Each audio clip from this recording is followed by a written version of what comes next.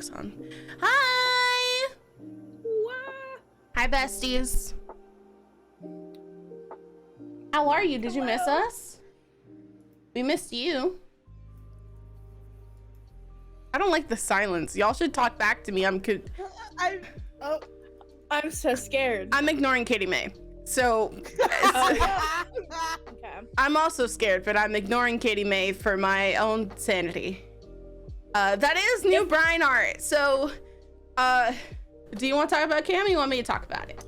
Ooh, yes. Well, first and foremost, RIP that sweet Sam could not be here tonight. It is hilarious because we had actually, for those of you who watched the Patreon exclusive scene between Brian and Ystira, Ystira actually uninvited Brian from the fight, and then Sam turned around and was like, "Actually, I actually can't be here this week, so this actually works." I believe. Obviously, you can go to patreon.com/Death2Divinity if you would like to see this. We're so close to 100 patrons. We're very close to 100 pages, not 200. But basically, TLDR, Brian was like, I have a lifelink bracelet with your girlfriend. And then Brian said, if you need, Justira said, if you need a lifelink bracelet to survive this fight, why the fuck were you invited? You're not anymore. And uninvited her from the fight. So yeah, we've got a lovely placekeeper here tonight. And Jude, if you actually pan your camera a little bit, I don't know if you've done it already, but you can actually see that we are actually going to be debuting over the next couple of weeks new full body art pieces for all of our sweet players. And so we figured it was the perfect time to bring you the first one, Brian. This art is so phenomenal. I've been seeing some of the other players and I'm just losing it. So this is done by Mackenzie Mullins of Blue Witching. We're so excited to bring you just that good tasty content. Obviously amazing art. I'm never going to be over it. I am sure I can actually drop a link to their stuff in chat right now, just because I need everybody to check this out. Yeah. So thank you to Mackenzie. We love you. I'm so excited. I think that this Brian is so good, and the sandals just. The sandals are so good. Really seal the deal for me. It's like, oh, of course you took your shirt off in front of your ex-girlfriend. Look at those shoes. My favorite part of this art, I think, for me personally, is like the detailing. I just zoomed in for chat, but like the detailing on the scars, yeah, I think are my personal favorite part about the Brian art. My favorite part, and you'll see this as we release other art pieces, is that it actually shows like fat body diversity. Mm-hmm. So it's not just all like pear-shaped body gay, which I am so appreciative of. I think that it's I don't know, it feels very special to have this art of this all fat party. I cherish each and every piece of it, and this is one of those pieces. Brian looks like she could kick my ass and then take her shirt off in front of my ex-girlfriend, and I don't want anything else. So yeah, but yeah, that's the art. Yeah. Well, So let's beautiful. see. So yeah, RIP to Sam. We'll get into what Brian is doing a little bit later. But yeah, everyone say hi to Sam in chat. Say hi to Sam in chat. I promise Hi, not Sam to in kill chat. your girlfriend while you're gone. Am I talking about Gideon or Ystira? You're gonna find out. Who knows? I will say right here at the top of the show, we are going to be doing 3 different dice giveaways this evening to celebrate just all of you and all of the wonderful stuff that we've been able to do together. So we are actually going to start one right now for all of you who are here nice and early at the top of the show. So we're about to start a dice giveaway from our friends over at Die Hard Dice, who have been partnering with us for season 1 of Death2Divinity, which is very exciting. And yeah, I see some of you have already contributed to the Chaos Bar. If that's the night you want We us. also have a hype train going. We also have a hype train going for the mods. All tips and subs for during Death2Divinity streams go to the mods. So there you go. If you want to tip us directly, you can do that via the Pally link or the Chaos Bar, as y'all formerly know it. IRL paladins. They're keeping those nasty boys away. Nasty boys. Nasty boys. Let me start. But yeah, so obviously thank you to Die Hard Dice. I'm so excited. I don't know if I might have taken it to safer keepings than my desk, but they just sent me last week. Oh, here it is. The most beautiful D20 I've ever had in my entire life. And I've been like coveting it and not like saying anything about social media on it because I want to make sure that I like take the time to like go get the right pictures of how like beautiful this D20 is. I feel like a magician anytime I ever hold it, but it's just like the most gorgeous.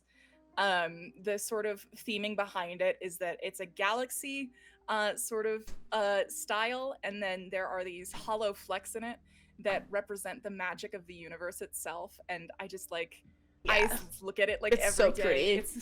It's like the most gorgeous thing I've ever So held. Thank you, Die Hard Dice. I love you so much. We didn't really announce this pretty much at all, but Die Hard Dice gave us all like special D20s based off of our characters. Kita, I emailed.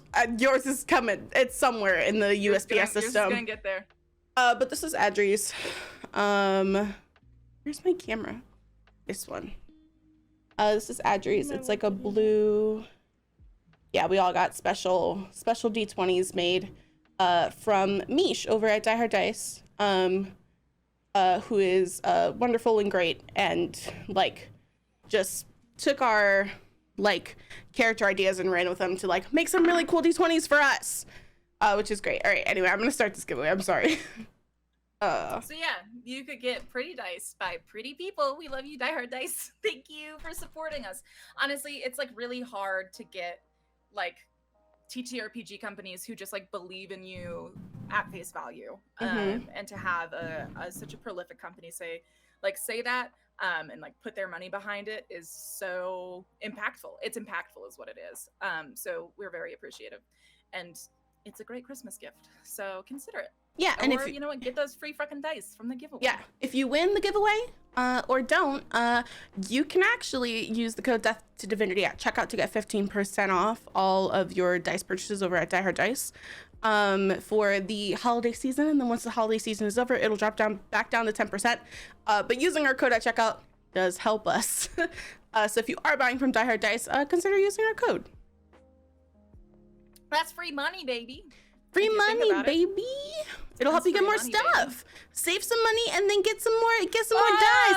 Thank you for another $50 tip. Bringing us to 100 already. We're at 120. Already? We're at 120 already. Oh no. It's that kind of night, chat. Okay, cool. I should have thought about what I was gonna do with chaos during this fight. I cannot believe. I cannot believe my eyes. I had 2 weeks to think about it, and I didn't think about it once. Oh no. Well, the most devastating kind of chaos is the chaos I come up with on the spot. So you know what, we'll live. We'll do that. Absolutely. Is there any other housekeeping? I feel like I've been away from y'all for so long. I know. Which means you've been avoiding this very important thing for that long, Jude. It wasn't my fault. Oh, fighting for my right for inspiration? Absolutely. It's time for recaps. Also, I'm hearing that I'm a little quiet, Jude. Turn me up. This is this is a power play. Can you turn your gain up on your end, baby? I can. But then you might hear me clacking on the keyboard. So I'll be careful. All right. But yes, my players have been panicking for the last 20 minutes about doing these recaps, so I am terrified for them. We all know who won last time 2 weeks ago, but just, you know, this is to say it for the group, Molly. Who won last week? 2 weeks ago? Me? Yeah. Was it? Yeah. I think so. Great. Then you definitely won 2 weeks ago. And so then you know, I get to pick who goes first. Who are you gonna pick to go first? You know what? I would like to go first because I'm nervous about this and I want it over with. Power move. All right, let's go. So- Okay, so then Jude, will you time daddy? Sweet Molly. Yeah. Let me just tell my mods a thing. Okay. Yes, I can time daddy, sweet Molly. Thank God. All right, so as per usual, 15 seconds on the clock to recap the entire 4-hour episode from 2 weeks ago. That's going to be quite a bit. It's usually a challenge when it's only been 1 week, but it's been 2. Good luck, besties. 15 seconds on the clock when you're ready, Molly. All right. Ready? I'm ready. Yeah. 3, 2, 1, go. Gideon and Current talk to the heirs of Sempira and Gemma's secret hideaway. We pick the plan we want to do. It's Ysteria's. Her plan was the best. Winona goes to get friends for us because she's the only one that can be trusted talking to other human beings without fucking it up. Brian fucks up talking to another human being. Morrow, Time. when we do the, That's probably the most important part, huh? Who are you picking to go next? Kita, your face. I have to pick you. Oh, yes. Kita, you've been selected to no. go next. Molly, if you will go back to your time daddy status. 15 seconds on the clock. Your best recap, Kita, when you're ready. Are you ready? Okay. 3, 2, 1, go. We make a plan. I have gossip with Nakia, and then we all go in our separate ways. And then there's gonna be like some circle where people walk around and say things, you know, because we're gonna fight Sempira. I'm not winning. I'm throwing in a towel today. I give myself a week of excuse, even though it's not mine to give. Mods, when we get this vote up, can you actually put a no one option for me this week? We continue. Who are you picking to go next, Kita? Jude, why not? There's a circle All where right. they say things. Okay. 15 seconds on the clock, Jude, when you're ready. Okay. I'm here. Okay, 3, 2, 1, go. Gideon and Current play babysitter to the heirs of Sempira. Winona goes to talk to people, gets the Derby girls to come help us. Brian almost gets her ass kicked again. Gideon has to babysit Brian. Adriel goes to talk to High Locust, gets a fun face spell, and also gets to... Oh my God. That's the Hawk Mungress Hawk call that Gideon actually interrupted. Yeah, with. yeah, That's yeah. my fun Perfect. little lore Yeah. fact. Yeah. Lyrica, it's you, bestie. Hi. Oh no.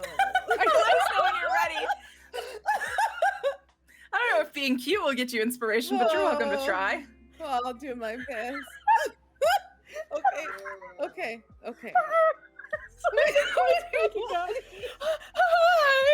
Okay, you ready? Yeah, I'm ready for my 8th grade geography project on Kazakhstan. Hello, everyone. Oh no. Okay, I believe in you. Okay. 3, 2, 1, go. We make a battle plan to take down Sempira. Gideon and Current go and get with the heirs to get a plan to fight Sempira. Then, oh my god, Brian ends up going and getting supplies with Gideon. And then, oh my god, oh, I totally blanked. It's gone.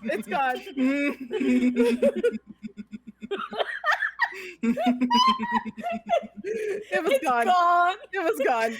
Enjoy. If we can have a well, poll. chat. Oh, the poll's up already. Mods are on top of it. Thank Let's you, go. mods. Let's see those votes. Ooh, the people vote. We can pan out of Brian's lovely full body portrait and take a look at our dashboard, of course. Well, I probably should edit the bottom one to you've agreed to help Gemma kill Sempira, so I probably should edit that. Mhm. But besides that, I'm gonna go ahead and move our little flag on what day it is to Archon 9th. It is now the 9th day of Archon. Theoretically, Morrow and Ystera are getting married tomorrow. I don't know about that anymore, besties. So think about that. That's fun. Just a thing to consider. It's fun. It is now 8 days since you've been sent on your quest. So you've passed the week point That's a nice way to phrase that. You've passed your weak point, and you're continuing on. Oh yes, here. Well, so player's already done it. Prepare for Gemma's murder plot. Thank you, whoever made that You're happen. welcome. Yes, I like how it still says Brian soon on List of the Fallen. I think that's great. Well, all right. That could just stay there for the campaign, I think. No, I agree. I fully agree. It looks like we've still. I would agree with how our rivals and allies look. I'm gonna move Brine out of your in-party section, and I'm going to return some people who are currently missing from that, which is sweet. Why is it not letting me click? While we're Sweet. fixing our dashboard, chat, do me a favor. Go over see that going live tweet and go host the stream. Those are both free and easy ways to support the show and the channel. And yeah. Yeah, it's like then since like both of our streams are hosting it, it's like we're wearing matching outfits, and wouldn't that be fun for you? So consider. Good. Yeah. All right. I've moved who you had back. I've moved everyone back to the party. So that's up to date, I would believe. Party loot up to date. Let's see. I'm gonna go ahead and remind everyone the magic items that you got, just so everyone can remember. So you have 7 health potions, so I can update the little counter with that. You gave your sort of get out of jail free card necklace to Ystira, and Brine kept the stone without telling Ystira that there was a stone component, so that's what happened with that. Let's see, there is a pair of lifelink bracelets. Morrow is wearing one, but we will find out what happened with the other one in a moment. You guys also got 3 wands, one of which with an AoE effect. For stun, one with a wealth detector that automatically identifies the 3 most valuable things in the room, and a modify memory wand with 3 charges. To clarify, the wealth detector is a once a day wand, and the stunning wand is a once a day wand. So the one that's not is the modify memory wand with 3 charges. So we're already $100 from chaos. I'm gonna pass out. Okay, so that's all the things about I would say like our dashboard. I think a lot about this dashboard's gonna change after tonight. What do you think? Yeah, I don't want to think about it. I just want to play D&D. okay, well, since you asked, let's dive in, shall we? Yeah. All right, so updated with 7 healing potions. Oh no, I didn't. All right, there we go. So 7 healing potions, it's still spraying, party loot up to date, rivals, allies, done. All right, well, who won that poll? Jude! Me? Congratulations, you Yay. are getting some delicious little inspiration to maybe keep you or a friend alive tonight. Oh, And isn't that God. important? I will handle what y'all are talking about in chat. We got this. All right. So, with Jude winning inspiration and y'all holding your hands real tight in a panic, you guys got anything else you want to talk about before we dive into the horrors of the evening? No, I love you. Say it back. I love you. Please I love remember you. this. I love I've you. loved you this whole time, even when I turned Gideon into a felt centipede. That was fun. I had a good time. Good. You and me both. Yeah. I really love that. Yeah. I love turning you into a It felt was centipede. fun. I hope to do it again one day. So, Okay. all right. Well, All right. gather round. Gather round. Everyone hold each other's hands. You got this. All right. We now return. I'm not going to do my funny voice. Whoops. We now. It's like, hold on. Only Griffin McElroy can get away with that. We now return to the world of Akramon, a delightful civilization that had been turned asunder by the wilds, of course, this strange beast of nature itself, released from the Feywild that encompassed the globe. You all, your ancestors, fleeing to Kurthis, the floating city in the sky, provided by the Imperial Tundra and the Catalzi Kingdom. Their civilization remained alive. Hundreds of years later, you prodigal children have been sent back into the wilds. Why? Of course, to retrieve a prophecy, one that foretells that, well, y'all gonna get the wilds to go away and get gods to love you again.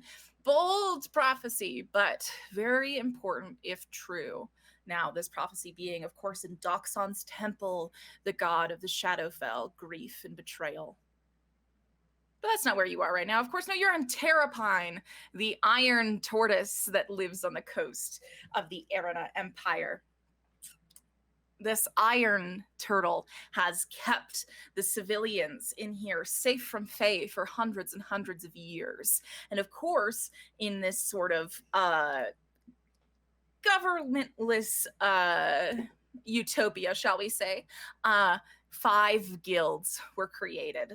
Now, of those 5 guilds, you have decided to kill one guild master.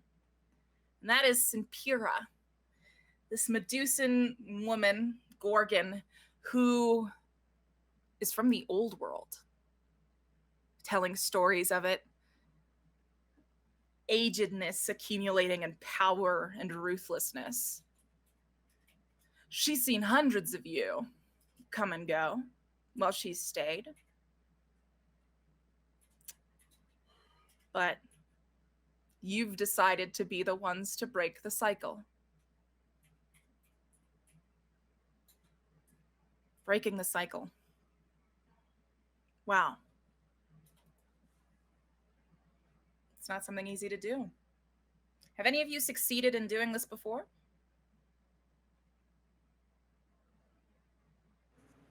Assassinating in general or assassinating a guild master?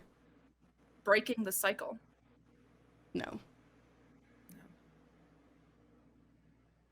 I don't think on a scale like this before. I can think of one. I can think of two small instances. I know for a fact that when Nona has been involved in the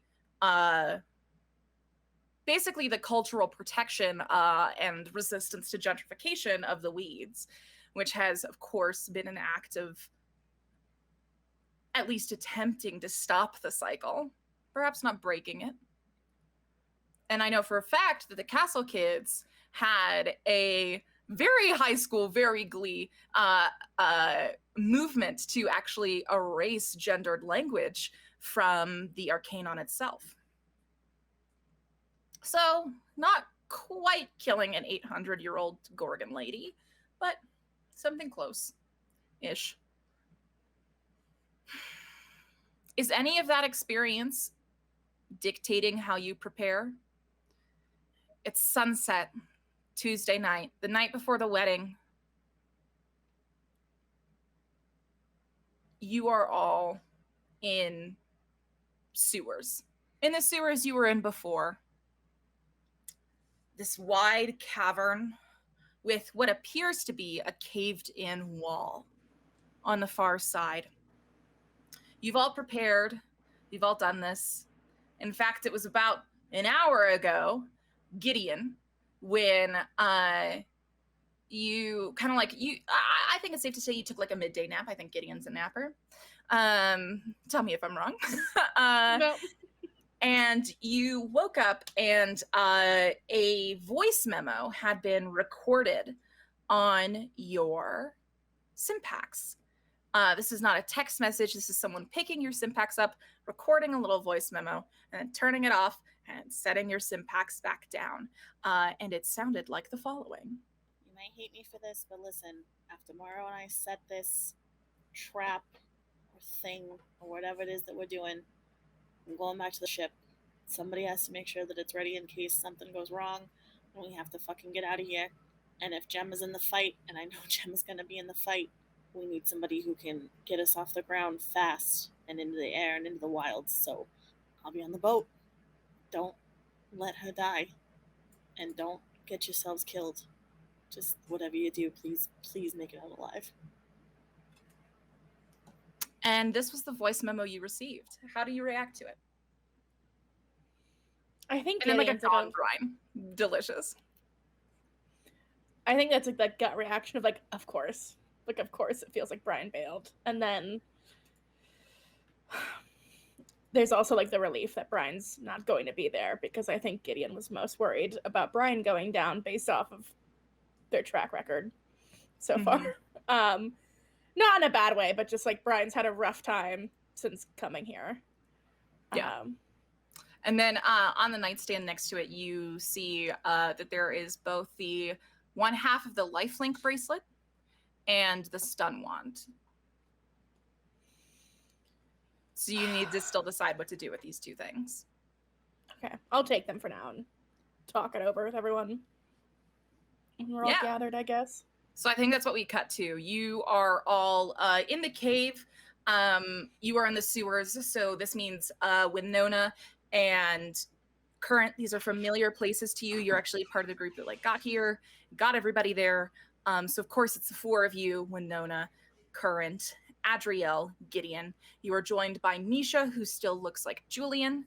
And I don't think anyone else is actually with you right now. Everyone else has been put at their stations, more or less, right? So the Derby girls have been ushered to their locations, some of which are currently in the secret passageways of Fidelity Bank. Others who are somewhere preparing for some kind of distraction.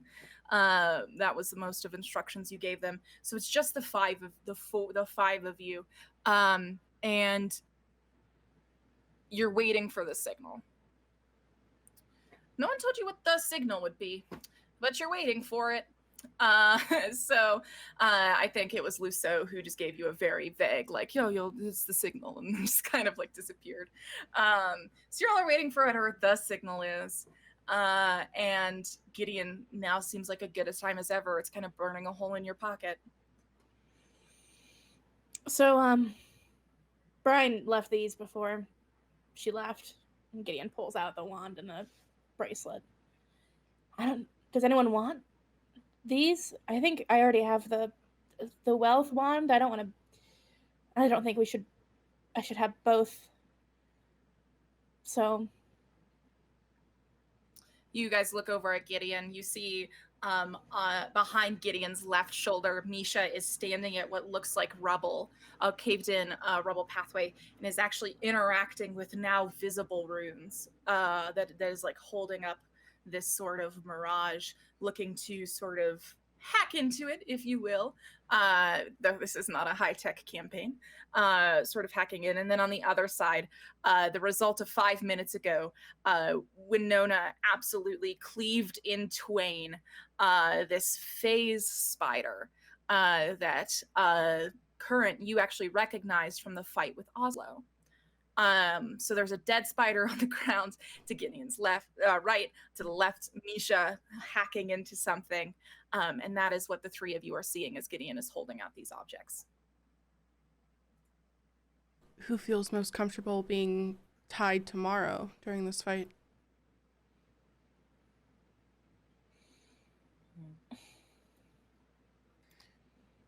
Well, I mean, oh, okay. Yeah. I was gonna say, I know I have I'm pretty strong, so I don't know if that would affect anything, but Current is also, so go for it, Current. Yeah, I'll wear it. I can wear it. Okay. Gideon slides it on to Current's wrist. I feel good about that. I specifically don't want it just because I feel like, I'll stay in the back and do my thing, but... As you slide it on, it glows blue and then fuses seamlessly with your skin. It now looks you have tattooed chains around your wrist. Cool. I can take the wand. All right. I trust you with it. I don't trust myself with it. Gideon hands it over. Andrew will pocket it for now.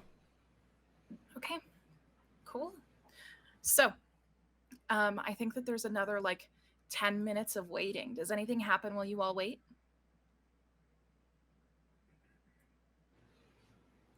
I'm feeling anxious silence, Yeah. At least from Gideon. I no, this is a bad analogy, but it feels like a show is about to start and we're all waiting to go on stage. It's like that nervous group thing. Because I just realized we're all the Carthinians here in the sewer, like, alone together. We don't have any Terrapine folks with us, and it just feels like I think Gideon is thinking, like, how the fuck did we get here? But at the same time, I'm glad that we are doing this. I think there's, like, a little bit of doubt creeping in for Gideon, like, who are we to beat this person? But at the same time, like, I feel like we have to try. And so there's that, I can't go back, so I have to keep moving forward. Nervous energy. I think, well, Winona's like kind of also harnessing that anxious energy, and she's like stretching and like kind of going over things in her head. And I think she's having an intense moment because she's never fought to kill before. And even though, I mean, this is like an evil person, it's still wild to know that like they can be potentially snuffing out a life at the end of this, and it like she knows death, but never at her own hands. So she's trying to wrestle with that at the same time. Wait, did we hit chaos? No, chat's talking about what happens if it gets full. I'm just okay. being I got so scared. Okay, I got so scared. I got so scared. Oh my god. Oh my god. Oh my Oh my god. Oh no. Okay, thank God. All right. All right. Yeah.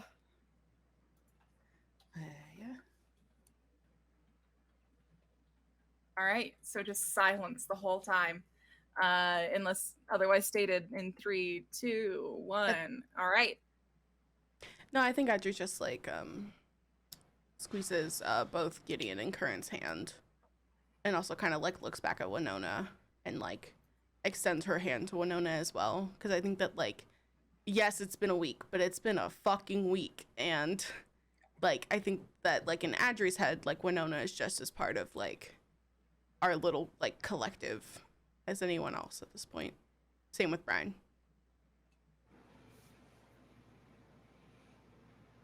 I'm gonna take it.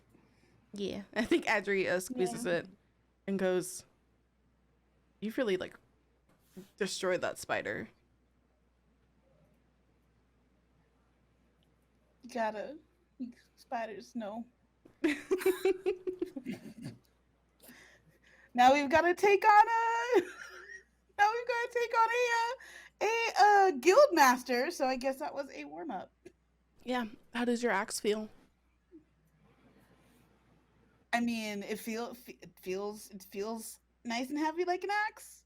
And I hope I can swing it with just as much force as it can blow. So I'm nervous. We're gonna do this. It's gonna be okay. We're gonna be okay. Sorry, I'm looking at the chaos bar. We're good. Anyway, yeah, we're good. Okay, if we're good, then we are good. So, I think that like this nice moment is interrupted by two things at once, and I think unfortunately you give a lot more attention to one thing than the other thing. At the same time, Nisha goes, "I've done it!" You see Maro like strolling and, you know, like fucking suited up, which is very intimidating in like this gold plate armor, giant like sword at her back, as she strolls in through the sewer entrance that you all came from. Lifelink bracelet around her wrist. They look to the 4 or 5 of you and say, "It's done. I gave her the gift." Okay, the last thing left is for Current to submerge her. And If we have to. we have to, so that she can never come back to Terrapine. I thought that was the backup plan. It I is thought the murdering backup was the plan. first plan. It is the first plan, That's- but Okay. would we That's not? where I got confused. Oh yeah, sorry. Would we not submerge her anyway? Yes, we hit chaos. Chat, I want to live. I really like my character. God. I also really like the NPCs that are in this world. Can y'all not? I'll fix the bar. Oh no.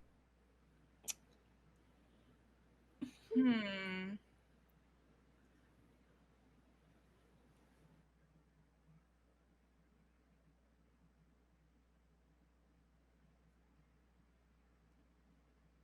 Yeah, okay.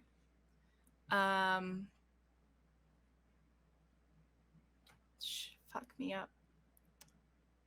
I know exactly what has to happen here. Okay.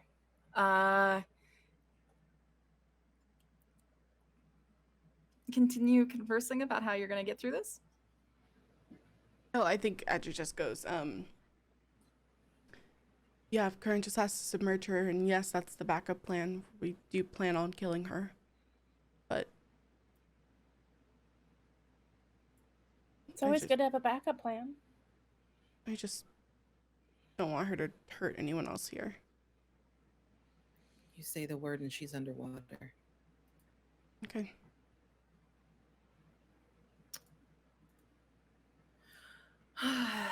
Okay, so then at that point, you are all kind of like standing there. And can I get a perception check from everyone? Yeah. First rolls of the night, baby. Are we supposed to be in the sewers right now, babe? No, you're not. Okay. We're not going to be in there for very long. Just checking. I rolled a nat 1. Okay. Oh no. I do not perceive. I've got a 10. 21. Yeah, this is 6.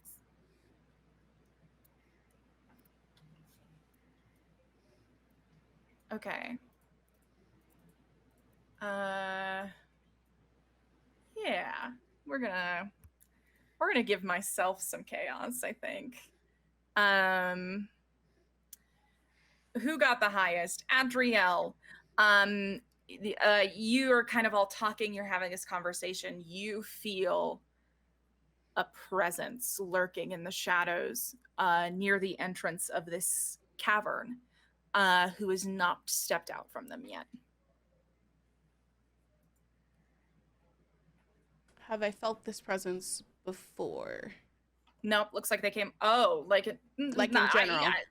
I don't know if that's a thing you get to tell yet. Okay, so no, I'm that's gonna say fine. no. I was just asking. I think that you can recognize that it appeared with Morrow's entrance. Did you bring anyone with you, Morrow? You told me not to. Yeah, it seems that someone followed you anyway. At that point, you hear, "Followed" is a bit of an exaggeration. As someone steps out from the shadows. At this point, you would all recognize him as the person who delivered High Locus's original summons. Isn't that the brother of the guildmaster? This is the son of the guildmaster. Oh my god.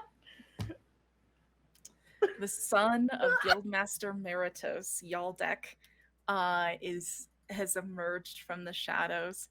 You can kind of tell that he was like leaning on the rocks, and he takes a few steps forward and says, "Apologies for the last minute addition. Fate is like that sometimes. High Locus has asked that I assist you in your trials and tribulations."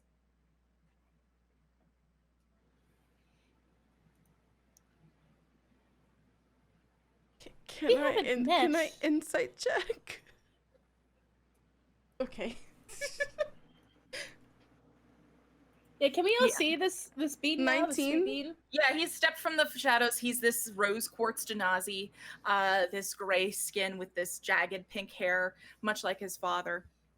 As he's stepped out of the shadow and is kind of giving you all a cordial but somewhat arrogant look. 19. A 19 insight. Is anyone else inciting at this point? Yeah, why not? Oh, yeah, sure. Another 19 and a 12, Gideon. Thank you. Current with a 15. All right.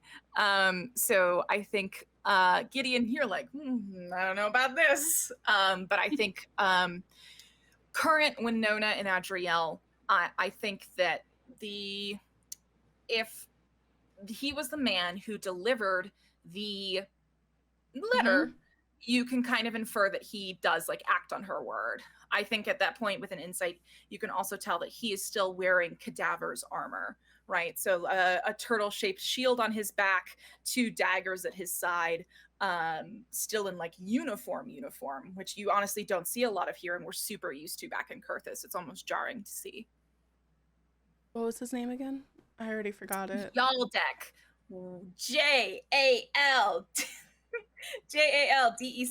Yaldek. Yaldek. Okay, cool. Adri just kind of nods. This goes, if Guildmaster Hylucus sent you, I'm not gonna fight that.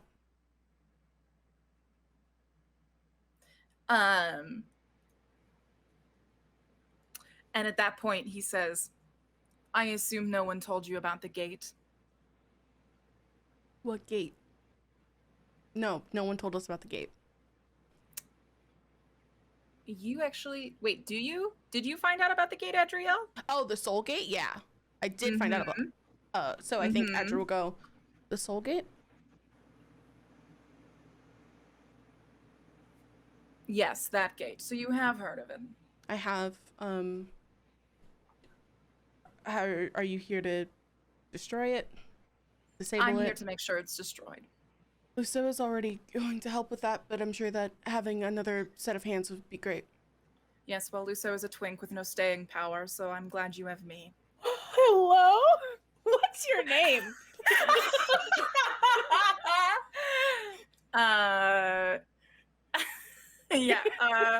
He says, Yaldek, I'm of the cadavers.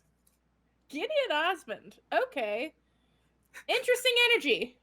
I'll say it, I think we need it. Wow. I was really nervous and I feel like you broke my tension in a way I really was not expecting. A twink, right. Yes. Okay. I would not personally classify Lucio as a twink. Adri's just like mumbling to herself, Yeah, like trying to like figure it out. It's like, I didn't either, but I don't know. See, now I'm thinking of it a different way. Yeah, I guess. Okay. We'll ask him. We'll ask Lucio what he thinks. Lucio, are you a twink?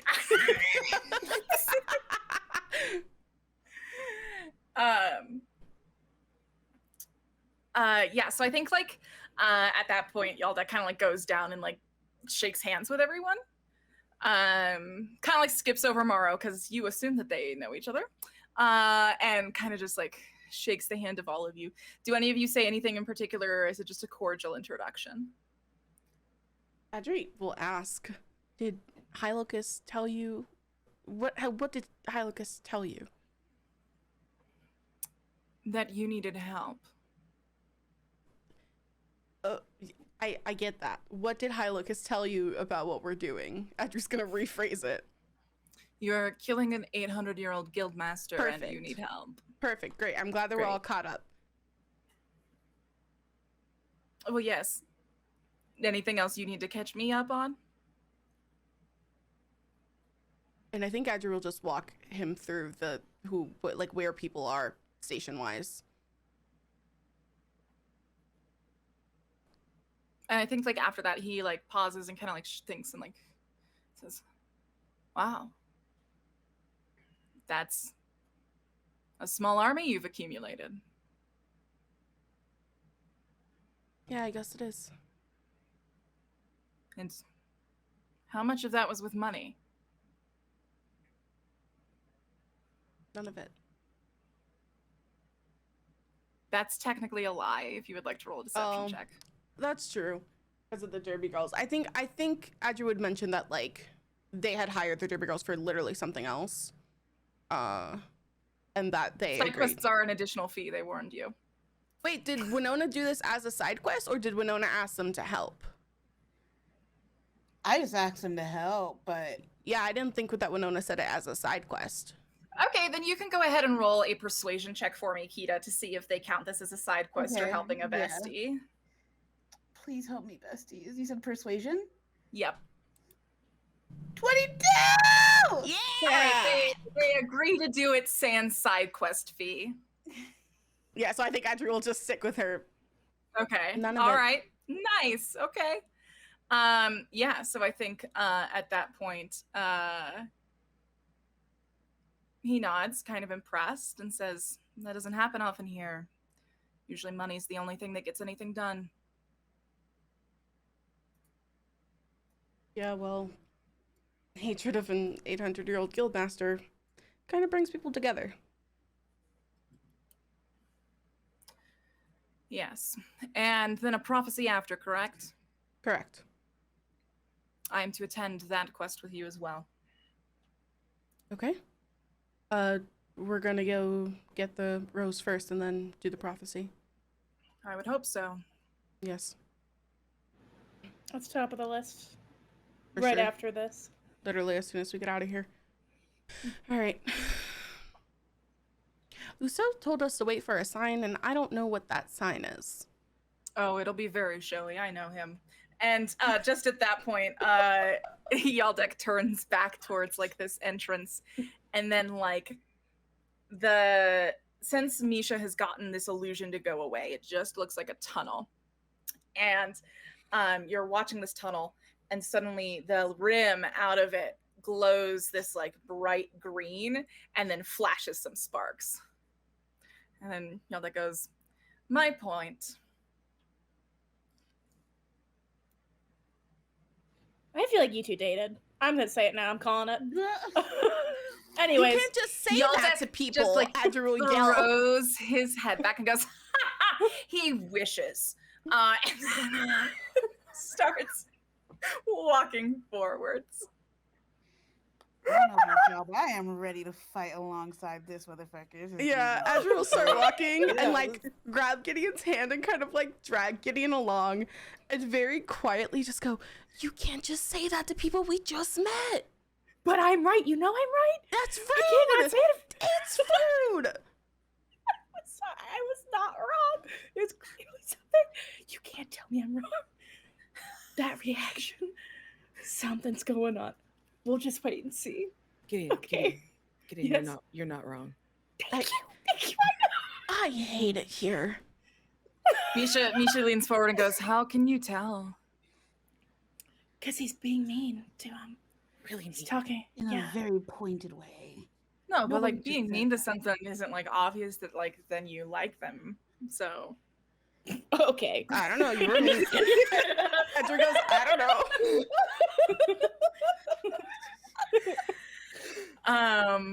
Yeah, okay. So then that is our first chaos chat. You are now free to chaos once more. As you all continue. That was so delightful. Thank you, Chad, for the gift.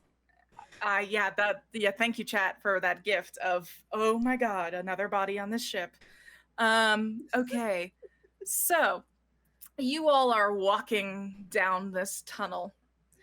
It keeps getting smaller and smaller. It turns from like rubble and carved iron to like tiles and velvet curtains on the walls as you're like, oh, this is her house. And it's also a bank. As you're looking around, you continue closer in. And eventually, you reach a dead end with a hatch at the top of it. And you hear the sounds of people. If you would like to roll another perception check, you are free to. Uh-huh. Hey. A Okay. 20. That was the one. Yeah, current. Maybe no more of 18? those. Uh-huh. Yeah. Uh-huh.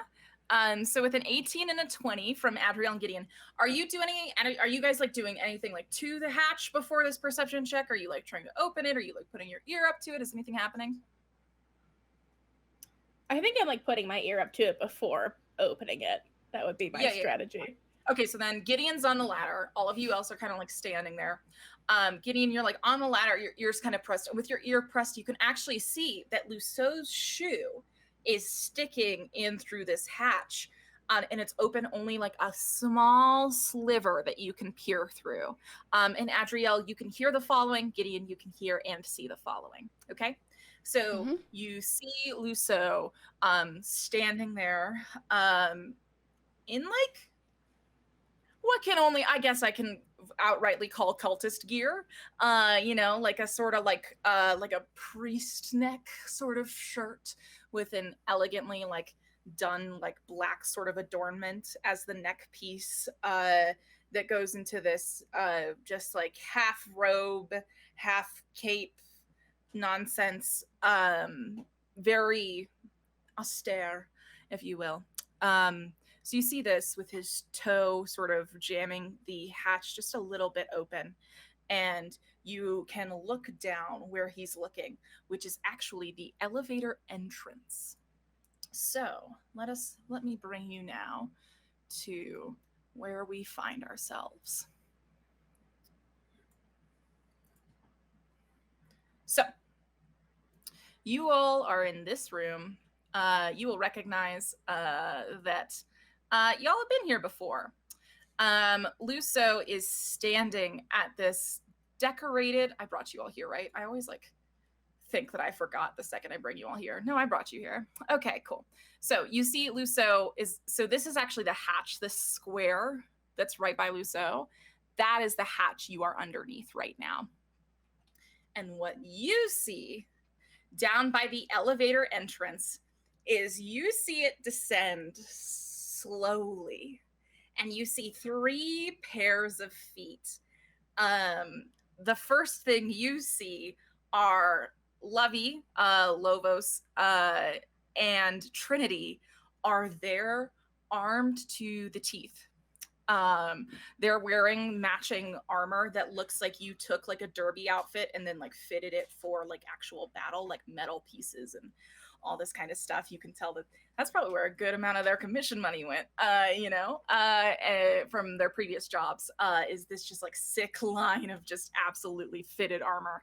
And then their weapons on. Lovey's got her fucking gauntlets ready to go. You can see them crackling. You can see that there is this sort of aquatic mist filling the elevator around Trinity. And you see in front of them, I will take this point to remind you that you have told Trinity and Lovey to create the distraction portion of this evening. And boy, howdy, have they found it, because they have a Gemma who is wearing some kind of stage makeup to look a little beat up, and restrained with her arms behind her back, standing in front of the two of them. And they're playing it up. They're kind of like pushing Gemma around. They're kind of like, getting it done as this elevator descends, and everyone in Fidelity just like turns to look like, oh shit. Oh my God. Holy shit. Because Gemma has been actively wanted for weeks. Nakia put out a call for like hundreds of thousands of gold on Gemma's head, and no one's been able to fill it yet. And Nakia has not canceled it yet. What the fuck? So this descends, and you just see like the fire light up in some of these motherfuckers' eyes. They just like, oh, that's cash money, as they descend, and the elevator doors open, and Lusa's just kind of standing there, nonplussed, as the 2 guards, you actually hear him go, oh, God, as a guard runs past him to start running, and like steps on the gate and like smushes his foot, probably like a broken toe. It's fine. And these 2 guards begin to stroll forward because they get a sense that it's about to be open season on just procuring Gemma, I would say. And I think it's Lovey who says, I heard y'all were looking for some weird tiefling girl. I found her. And like shoves Gemma forward, and Gemma, mock, falls on the ground. And you see a Fidelity member step forward and goes, oh, thanks for that. I'll take it from here. And then you hear someone else saying, no, I'm pretty sure I'll take it from here. And then someone says, oh, no, this is this is a legacy. Oldest members gets dibs first. And this is, what the fuck are you talking about? And then I think at that point, Trinity says, oh no, we're also here for the cash money. If you want this girl, you're gonna have to fight us for it. And then, like, the gauntlet not quite literally, is like thrown as like the Fidelity members all look up and kind of realize what the situation is. And you see like a bunch of Fidelity members just pull some daggers out from belts at their side. You see one guy like hold out his hand and like call this blade of shadow. And just like when that shadow blade is called, does Luceau like reach down and open the hatch up and say, all right, now's the time, let's go. And I'm going to need everyone to roll me a stealth check as you all head, as you all try to get through this hallway undetected. Can I cast invisibility on myself with my little tiefling thing? Please, and then roll your stealth with advantage. I'm using a luck point for myself. Okay.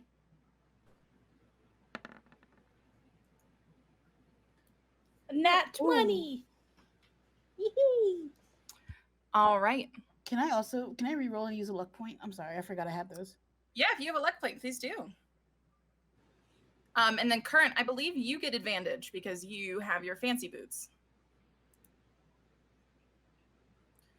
Winona with a 14, Gideon with a nat 20.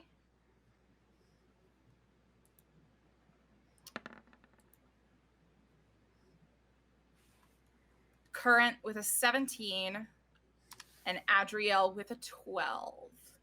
Okay. With a natural 20, Current, how do you stop Adriel from selling you all out? Oh, Gideon.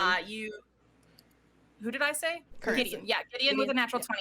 How do you stop Adriel from getting you all found out? So Luceau like opens the gate and begins like pulling you all out of it. Yeah.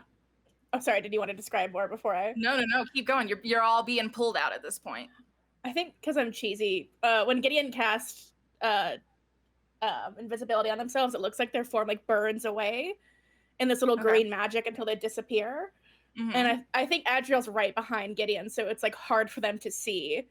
And as Gideon has gotten out, they trip forward, and I think they feel Gideon's invisible form catch Adriel before she falls. Oh. But I imagine it's like tuxedo mask Sailor Moon, like Gideon's like holding Adriel, like dipping down, and Adriel can feel Gideon there, but you can't see her. And then Gideon slowly pulls Adriel back up. I think Adriel very gently like puts a hand to Gideon's invisible cheek, like where she thinks Gideon's invisible cheek is. It just whispers thanks, and kind of like gets out of the hatch. You feel Gideon's little invisible hand take your hand and kiss the back of it and go, anytime. Really quiet, just to you.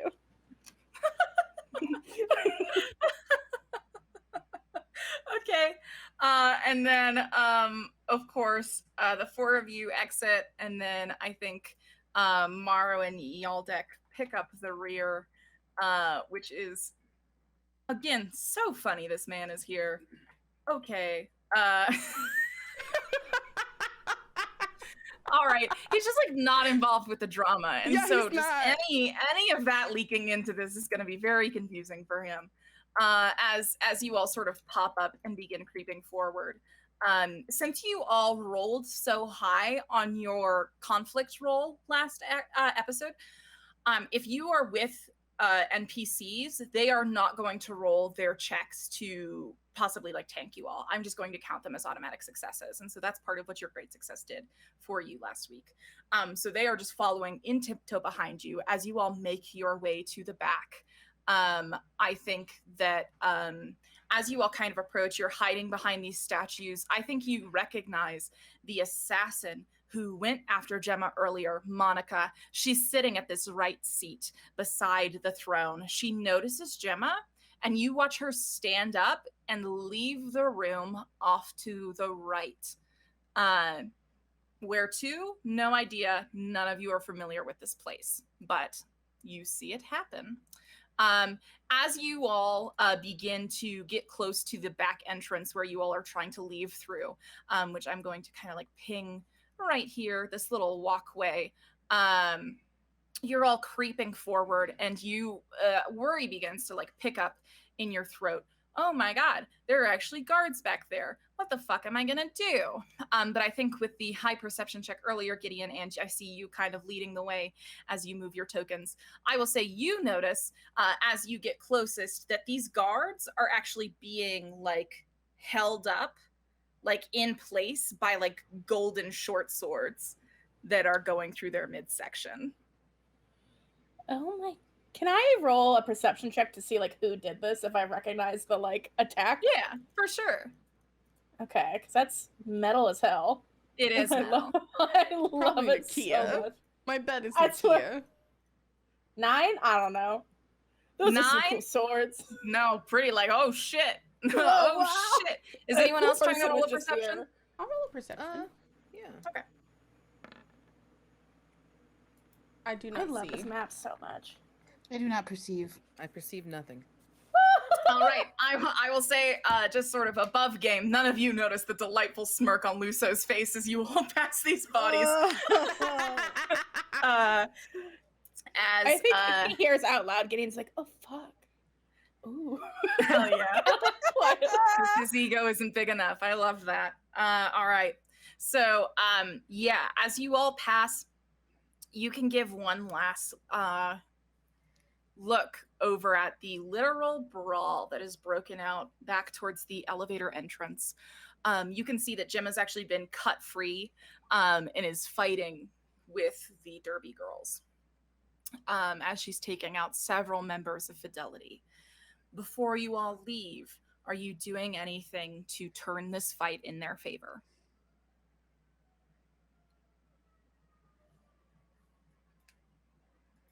I'm trying to see something. Yeah, I'm peeking at my spells to see if I have anything that would help.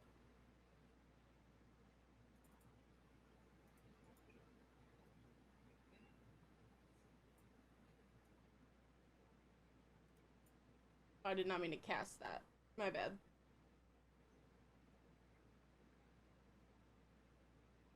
All right.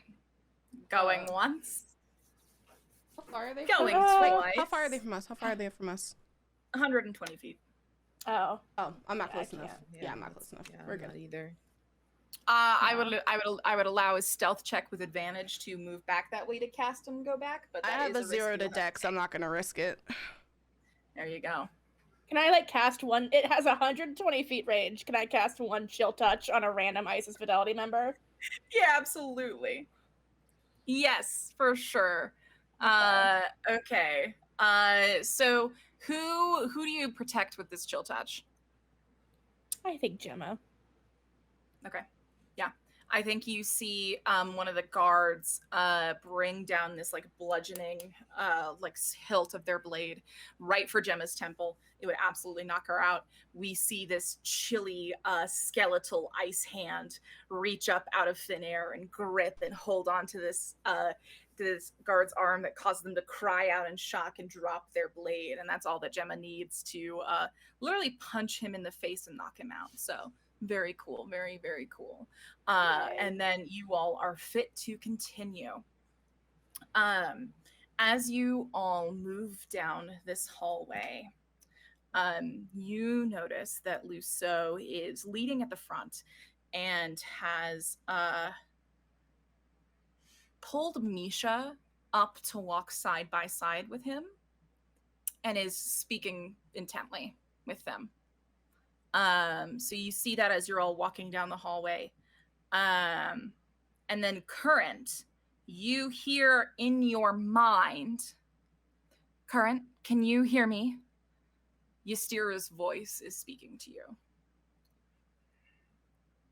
Am I able to respond just by thinking? You guess so. I think you can come to that conclusion. Yeah. Okay. Wait. Yeah. Who is this? It's Ystira.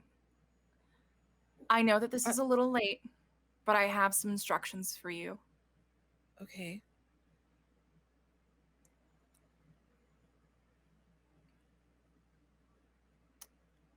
I want you to make me a promise. Yeah, sure. I want you to promise in 3 that no matter what happens to me, you will still try and kill her.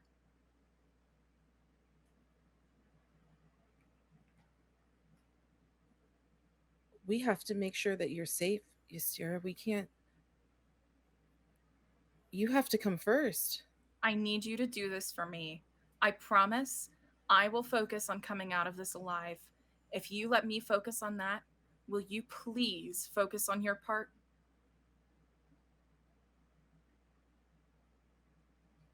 I promise. She's here. I have to go. It cuts off. Shit. And I'm around everybody else, right? Yeah, we're all in the group together. Yeah, it's just Misha and Luso, who are like about 5 to 10 feet in front of you. I think I'm gonna turn to everybody and just be like, so I just heard Ystira's voice in my head. She asked me to promise her that no matter what, we continue what we came here to do. She knows something we don't. I'm worried. I wasn't even able to answer her all the way, and she just said she's here and was gone. At that point, Luso turns around to you, clearly having been listening, and says, "Well, Current, you should probably listen to her. She's going to be your new guild master, anyways." And then like turns back and keeps talking to Misha. That's right, because no matter what, Ystira's going to be okay, and we're going to finish what we came here to do. Yep. She's going to be the new guild master of Isis Fidelity, and should Gemma and Nakia want to join her, that's fine too. I think they're all going to do a really good job. I mean, I don't know. I feel like they'd be good. No, I'm not disagreeing with you. I just think about how we saw them argue and wonder how they're going to lead a guild. Well, I was about to say something, but it's too cheesy. I was going to say it with love. It's probably true, but you don't fight like that unless you all care about each other, you know? Yeah. I'm sure they'll make the right decisions when it comes down to it. I mean, we all don't agree on everything, but we still work together. And unlike Simpira, they actually love and care for each other. Right. So we'll have to keep them safe, including Ystira, no matter what she says. Yeah. At that point, you see Luso kind of like gesture you all into this alcove by this big wrought iron door. Very suddenly presses you all in. There's more of you than he was intending, so it's a tight squeeze. All of your bodies are kind of sardined into this little alcove as you watch someone pass by the hallway entrance. Gideon, only moments ago did you walk past the room that Oslo pinned you down in? And oh yeah. Let me just write something down real quick. I know what you remembered. I want you to forget it. I hate this. How could I? All right, we continue. As Luso looks at you all and says, "All right, that's the ceremony door. I'm going to go in there. I'm going to leave it a crack open.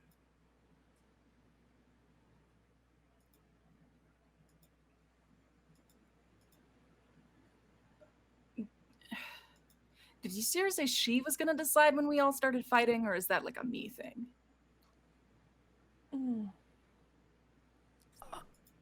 I feel like it's a you thing, right? Oh yeah, then it's always been a me thing. I've got it. Luso kind of like nods and says, "All right, well, I guess wait for the signal." And then Luso kind of like straightens up his like shit I think those of you, Gideon, with that 20 perception, I'm just like carrying with me. You can kind of see at this point, y'all just like roll his eyes. And Gideon looks at Adriel. and kind of just straightens up. And then, like, while straightening up, like, looks over at Yaltic and says, "How did you get here, you cockroach?"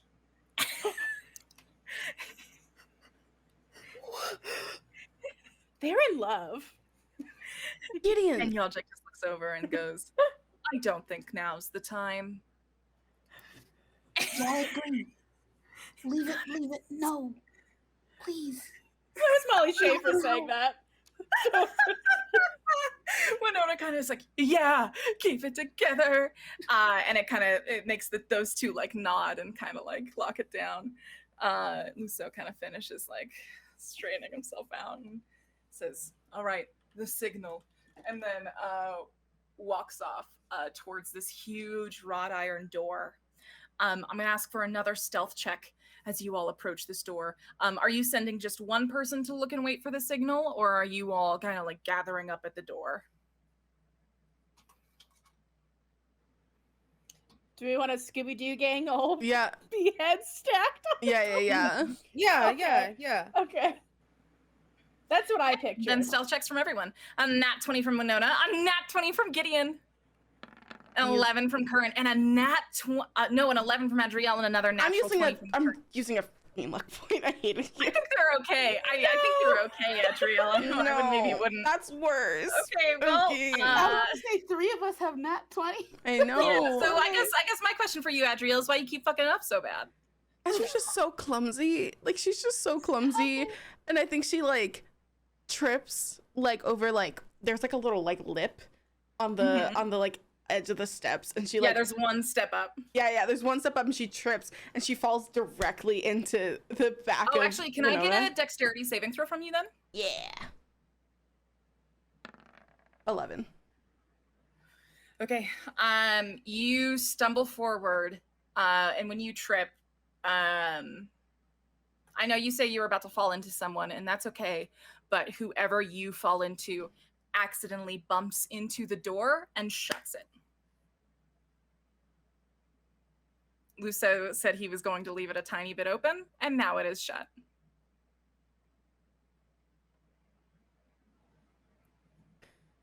I'm sorry.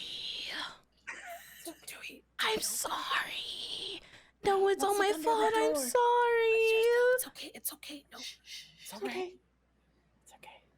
Can, Andrew's like your looking thoughts? between all of them, and like there's like a tear already forming in the corner of her eye. No, it's fine. Can I roll like an investigation or like a perception to see if the door can easily be reopened? Is it a Yeah, lock let's thing, go or- ahead and roll an investigation check to see if this door is locked now or not. Just want to make sure. Yeah. Oh, god damn it! It's a 4. With a 4, this door is definitely locked now. Fuck. Do you tell the rest of the party about it? Hey, y'all. So this door is locked. Now, do we fucking like? Do you think is the signal gonna be audible? Do we just fucking push our way through? Is any of you able to like unlock it with some magic? I'm gonna look under the crack under the door. There should be a crack for the door. If we see a green light, that's what you did last time, right? So, right? Am I? You like making go and No, like get down you're on the right, ground, Andrew's peer just through. There is ready to no cry. there is no air gap under this door. This looks to be sealed. We might hear it, right? We might hear it, you know. The iron door is locked, to clarify. Hey, new friend. Yeah, What can you do? I have a lock picking kit. All right. Thank you. You just carry that around. I'm not. You know what? I'm grateful. You just carry it. Yeah. I'm not the kind of person who lets a locked door stop me. as glad he you're kind of here. like kneels down and like pulls out this lock-picking kit, and you kind of see he like throws this lock-picking kit up in the air, and it stays suspended magically and like unfolds itself as So he cool. like kneels down. It's like a very like purposeful like kneeling moment. I'm not going to do it. I don't want it gift on the internet. Okay. It's a purposeful kneeling moment. That's all I'm going to say about that. As he sort of like bends down in front of this door and like takes a look at it, looks back and says, "False keyhole." Let me just one moment with advantage. Okay, 2 14s plus 6, natural 20. Not dirty 20. So at this point, he's looking at the door, and then he looks at like this snake. The two handles on these door are like two snakes. And he looks over at the left snake door handle, takes it, and then slides it up. And the actual keyhole appears and says, "One moment." If anyone would like to make a perception check to see if they can hear what is happening as you all panically try not to miss your cue, now is your time. It's not one. 19. Another nat one. Gideon's looking at the floating tools, like, whoa. Okay, so majority failure. I'm gonna use my inspiration for the day. You're using your inspiration here. No, I changed my mind. We can fail. If one of us can notice it, we'll be okay, right? Sure. So, I mean, like one of you can notice that you've missed the signal, and that would be Current. Current, tell me how you're listening. Well, it's a big iron door, right? Mm-hmm. I think that I would kind of like annoyingly be as close to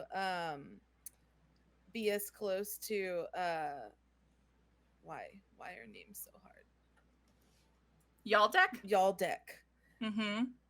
Trying to like get my ear into like the keyhole or anywhere around, because he's still unlocking the door, right?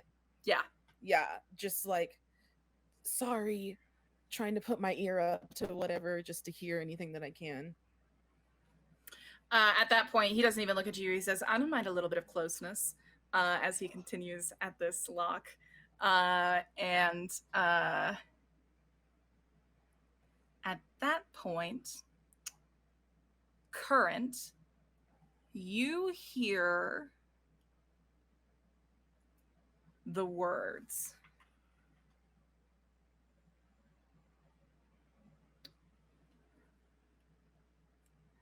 "All right. Ystira, I have channeled much of my magic into this goblet. You need only drink it before we proceed to the next steps."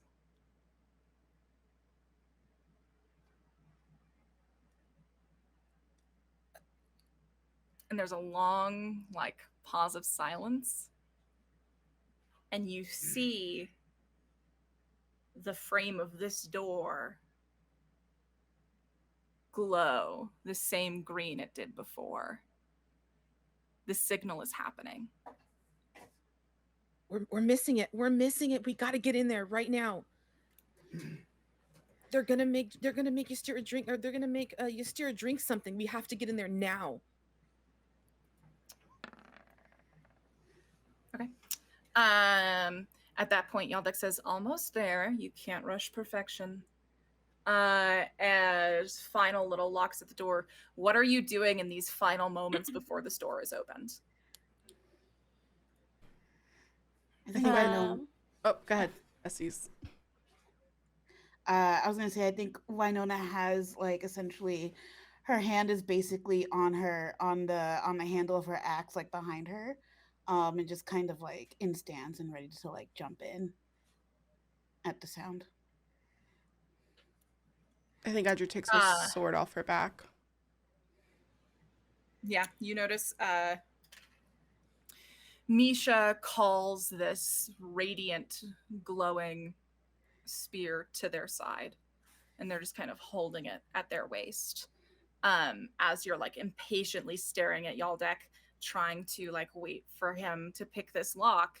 And you hear Alonia say, "What are you waiting for, girl? Drink up." And I will now move us all to this map as this door opens. So the door opens to this ritual room. The first thing you see is Ystira finishing this goblet. Ornate gold snakes engraved on it, emerald gems that actually match her. She's got this floor length gem encrusted gown on with a large slit up the right side. Very like dressed to the nines. You notice that she's the only one who is dressed kind of in a statement way. Simpira, Luso, and Alonia are all in these matching robes. Beyond that, they are standing on this star-based platform. Those of you who are towards the front, which means Winona, because you've decided to place yourself with Morrow and Winona in the front. Winona, as you are towards the front, waiting for your time, the door slides open. You see this, of course. This star-based carving on this platformed ground has blood flowing through it. You see that there are these 5 daises. Ystira is standing on one, Sinpira is standing on one, Luso is standing on one, and Alonia is standing on one. And there's this 5th empty platform. Around the room, you can see 4 basilisks curled up, laying comfortably. You see 1 or 2 are asleep in the dull warmness of this ritual room. Simpira has her back to you. You see her looking at both Ystira, this empty pedestal, and this intimidating stone archway that's placed obviously out of scene in this corner. It's got floating like gemstones surrounding it. You see emeralds, rubies, just kept in stasis around this dark gray, intimidating stone. In the middle of this archway, a sort of aura of prismatic colors fading and pulsing alongside these dark pulses of purple and black, almost like dulled fireworks, blurred fireworks happening in various places in this archway. Looking beyond it, you see another altar besides this star-based one, blood flowing from it. Further back into some kind of sitting room, you see plush velvet chairs and a desk of some kind, and a dentured servant spirit floating through the air, not that kind of show. And you all are standing at this entrance. The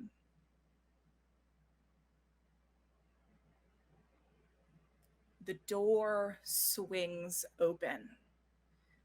You all kind of breathe this in a sharp moment.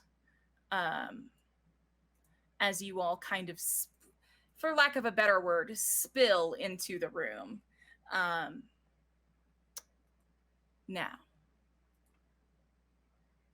Simpira's head rips from Ystira, the blank pedestal, and the arch, to all of you at her back.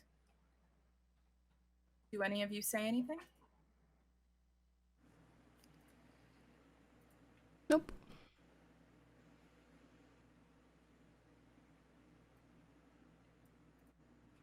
Okay, yeah. Simpira turns around and she kind of sneers a little as she takes 6 of you. There are 6 of you, 7 of you now. In, and she says, "What are you doing here?" Little rude not to invite us to your party, don't you think? Even ruder of you to invite yourself. Luso, you can handle them. Luso kind of shrugs and puts his hands in his pockets and says, "I think there's nothing to handle."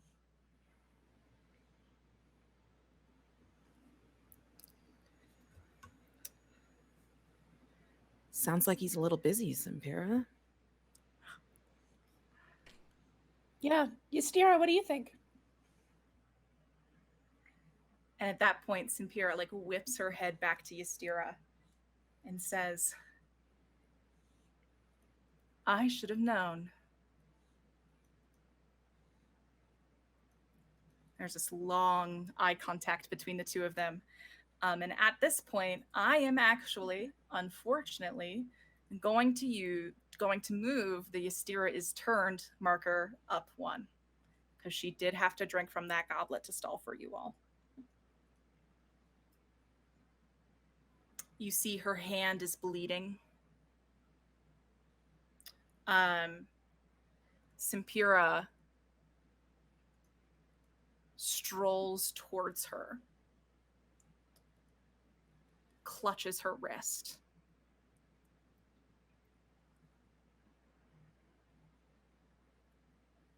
Pulls her close. Says, "Wow, the idealist and the pessimist in you must be having quite a field day, Ystira. I've never seen one decision hurt someone so badly."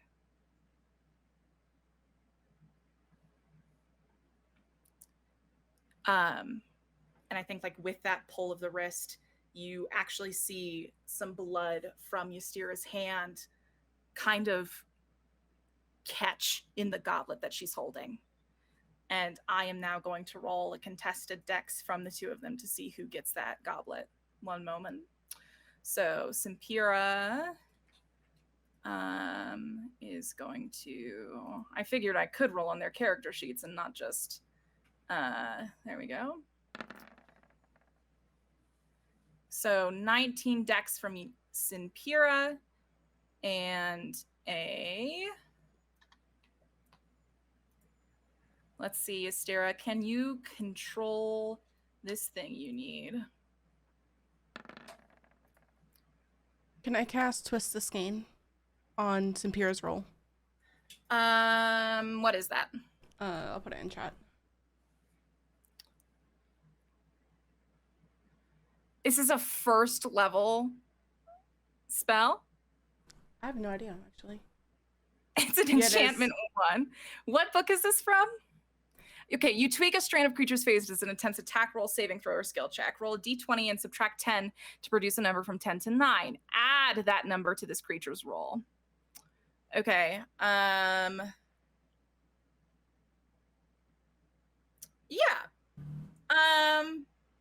I think this is a good spell. I think that there's no godly way this should be a 1st level enchantment. Because how many fucking 1st level spell slots do you have? 4. I will take a 3rd level. I can take a higher level spell slot if that would make you feel better. No, I'll let you take this one. I'll let you keep this for this. We'll just fix it next episode. Okay. Let me... Yeah, go for it. The 12 minus... it wouldn't be enough if I have to minus 10 from it. It doesn't do anything. You subtract 10 now to produce a number from 10 to -9. So you got a 2. Which would be a 2. You add that 2 to a 16. That does not beat Simpira's 19. Okay, this now makes sense to why it's a level 1 spell. I get it now. You can keep it. So with a +2, I think that, like... Tell me what it looks like as Adriel casts this. I think there is, like, a moment of, like a very thin line of, like, purple energy that kind of, like, hits Ystira, but, like, it bounces off. And I think that, like, there is, like, some kind of, like, magical aura in just, like, the circle that they're in. that it doesn't necessarily hit or penetrate all the way. Yeah. And I think like at that point, like the ping off Ystira distracts her enough for Simpira to place like a very measured palm right in her chest and send her flying backwards into this covered couch. Dust kicks up in this cough. And then she turns back to the 7 of you and says, "This is bold of you. In my lair. What, you'll kill me?" That's the plan. We're gonna try our fucking best. Well, I think it's about time that you cloud-headed Carthinians learn that sometimes your best isn't enough. Let's go ahead and roll initiative, shall we? Eat. Don't forget to click your token before you roll. Thank you, Molly. All right. So, I'm going... Ooh, Winona with a 12. Gideon with a 13. Simpira's Did you got roll a that 10. with advantage? Oh, I actually have advantage as well. Let me roll mine again as well. Oh, me? Yeah, you have advantage now because of your level up. Oh, sick. I'll roll it again. I have to click twice. Current getting a 22 is art. Oh, shit. That's- Nat 20. yeah. It absolutely is art. Hold on. Oh my god. Yeah. Sorry, I know y'all are waiting on me. Hold on. You're good? Oh, Adri. Love that for me. Okay. Rough one, bestie. Tell me, can we each go down and tell me what your sort of like ready up battle pose looks like, as I get all of your NPCs on initiative as well? Winona's just gonna pull out her axe and kind of just get into her, like, really grounded, like, has all of her, like, fucking body engaged and just, like, kind of ready to just, like, take the first swing, and she's not taking her eyes off of Simpira at all. Okay. I think Current has their dagger out in one hand, and then is kind of in the stance with the other hand out, getting ready to cast whatever spell they need to. Who else? I think Gideon has like a very dramatic flair where they sort of like, they're wearing their parents' cloak, and they sort of like toss it back so it like flings backwards and hits the candlelight and sort of shimmers like it's also like a candle fire, like against the red fabric. As you see, they're beginning to like gather magic around their hands, and it sort of looks like that same like cool green like chaotic fire that's sort of gathering around their palms. Let's go. I think Adri, like, there's like a very brief moment of Adri like stretching out her hands, and like putting the sword in front of her, like planted into the ground.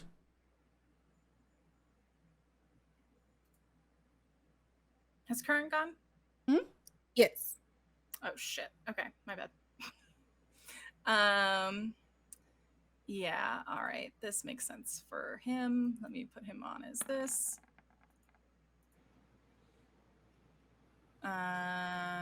Okay. I'm looking to see if I got all my... Did Are we your have derby girls that were bosses- supposed to help with the basilisks, or are they coming Yes. later? They should be... You hope they arrive soon. Okay. I'm so sad. I'm scared. Okay. Yeah, I have absolutely. One Would be remaining nice. luck point. Can I use it to reroll my initiative? Sure. I mean, sometimes it helps that the healer is at the bottom of initiative, but you choose your fate.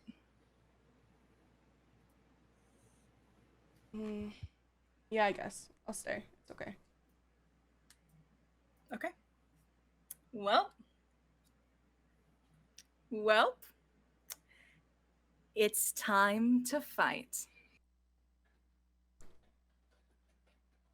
No, I love y'all. I love you. Oh, I do have something to say. Headphones off. Fun. Love that for us. Bye, friends! Chaos, huh? How about a chaos for you and me? You know those are my favorite, you know? Gather round. The little fire. Hi, chat. Hi, pizza. Hi, anemic. Hi, everyone. We are now following... You remember that bitch, Monica? Yes, that Monica. The one who almost killed Brian and Gideon near that fountain, trying to hunt down Gemma. Remember just like 15 minutes ago when we watched her take a right in that hallway, knowing full well that Sempura was to the left and the exit was to the front. So why is she going down this right hallway? The fuck is she doing? Well, you gave me a little bit of chaos, so I'll give you a little bit of information.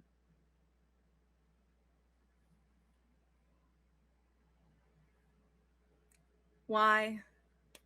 We see Monica in front of this mirror. Beautiful carving frame. You can't tell if it's made from wood or something else. Gentle runes carved into it. She actually reveals it by pulling this tapestry out of the way in her room. Besties, that means it's a secret. She presses her palm to the mirror. 5 seconds. 10 seconds. A face appears. None other than Guildmaster Chintrix, standing, looking annoyed, says,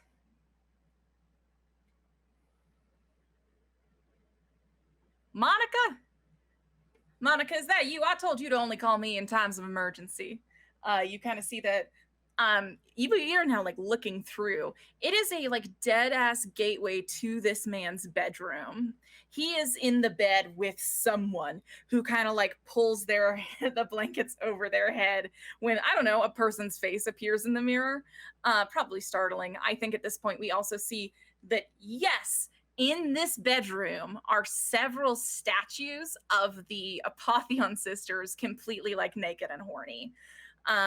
Very different from the Arcanon's depictions of the Apotheon sisters, for sure. So we see that in the background. We see this like fucking 4-post wrought iron bed, this fucking redhead getting up out of it, and crossing over to the mirror. He puts on this like Ursimo Union branded like velvet robe and ties it around his waist as he walks over to the mirror, kind of takes these like glasses off and puts them on and looks at the mirror like this and says, alrighty, must be an emergency, let's get to it. And Monica says, you told me to tell you if Gemma came to the guild hall. She's here.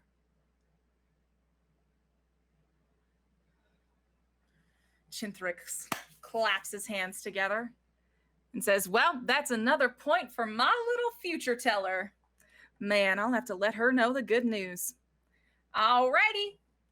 Kind of like turns to talk to the person in the bed. I'm gonna have to cut this short. Why, looks like we got a date with Destiny today. All right, Monica. Well, I'll ready up and I'll be over there in a few minutes. You just keep things under wraps. She says, of course. And at that point, Chintrix waves his hand. Thank you for the chaos. Let's see if they notice as I tell them they can come back. Come on back, besties.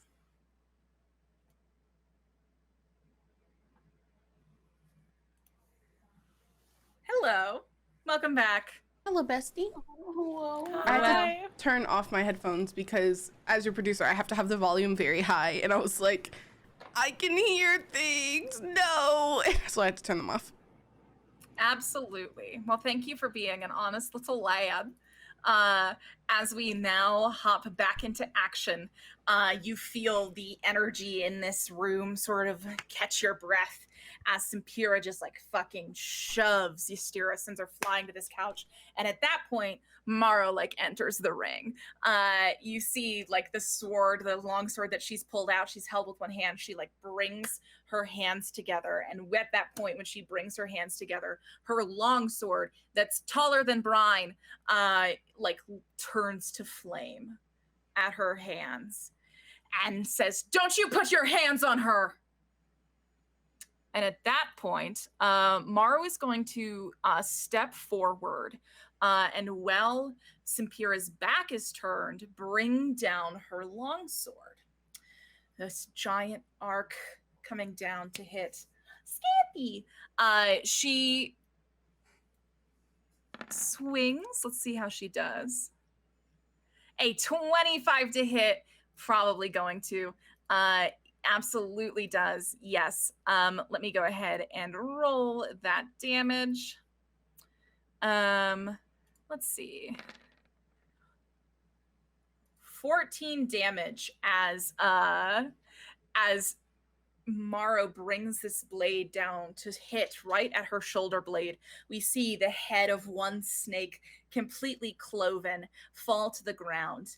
But as it hits Simpira's skin, those who are paying close attention can watch the skin underneath the impact of the blade turn to stone and stop it. And you see a few little brittle pieces of rock fall from her body. But that blow was enough to kill someone. And it seems to have done much less than Maro intended.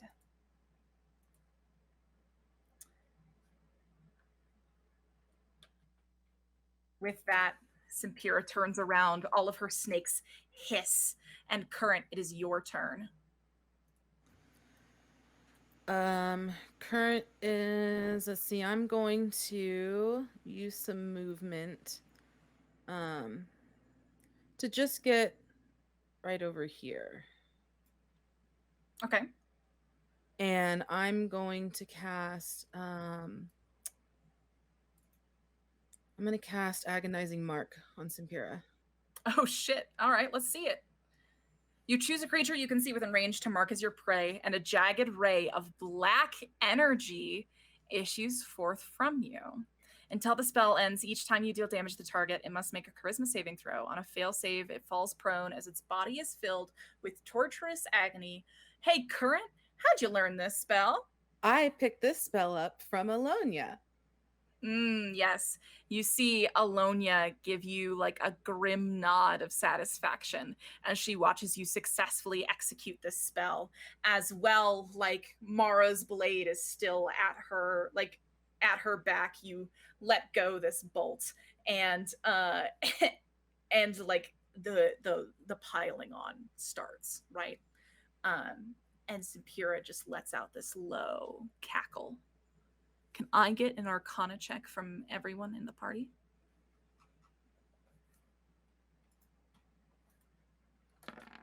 22? An 8. 12. I'm gonna put my whole PC rig in holy water.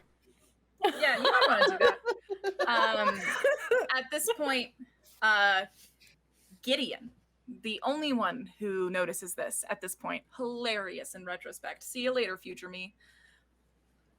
Gideon, you are looking towards this ceremonial altar. At everyone's feet, 2 unoccupied pedestals at this point, right?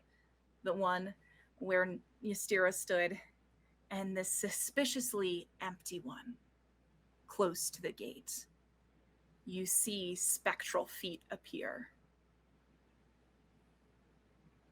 kind of phasing in and out of existence, barefoot, inhumanly arched feet. That's Flux. You can just tell. Current, are you doing anything else on your turn? Let's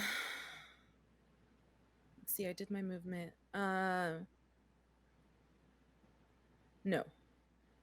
All right, Winona. To kind of set the scene for you, Morrow is still like locked in with Simpira, sort of like getting ready to bring out another strike. Simpira is like not moved, pretty unfazed at this point.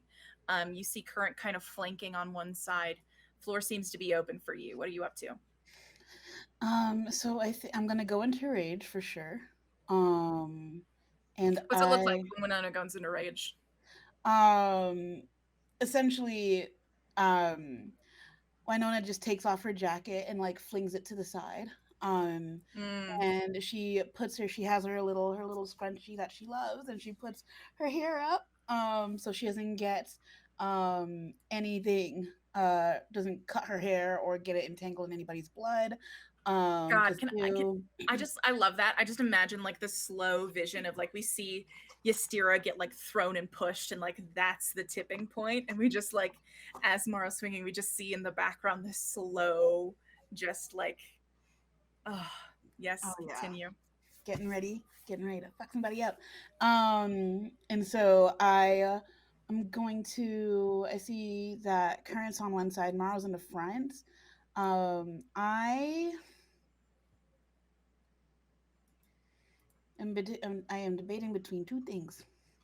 I think I'm gonna kind of come between the two of them, like right behind Simpira. Mm-hmm. And how long is Simpira's snakes? They're all varying in length. She's definitely got layers in this haircut. Okay. I'm gonna swing my axe, and I'm gonna like aim for like I'm gonna aim for like her, like the back of her knee on one side, because I figured that it's just long enough, or hopefully long enough, where like snakes can't easily get to her, and it might hopefully disable her a little bit from that's not the right word. It might hinder her from fighting.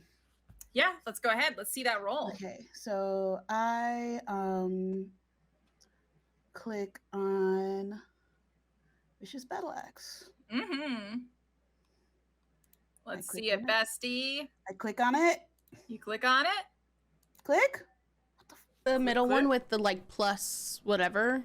It's the attack. The one in the center. Yeah. There you go. Let's go. 24 to hit's gonna hit with 6 slashing damage. You bring it down in this beautiful arc. We see the diamond that's at the top of your axe like kind of catch the light glimmer a little bit as you just bring it down to her legs. This would be enough to like cleave someone's leg off in any other circumstance. And you actually notice it does like bury into her skin, unlike what you saw with Morrow. But you get the feeling that like she's 800 years old. You're gonna have to fucking swing harder. Like, you know, it cuts in, but you just see her kind of grit her teeth like a mosquito just stung her. But as far as sort of stopping her for her mobility in battle, you've not gotten anywhere close. Okay. Are you doing anything else on your turn?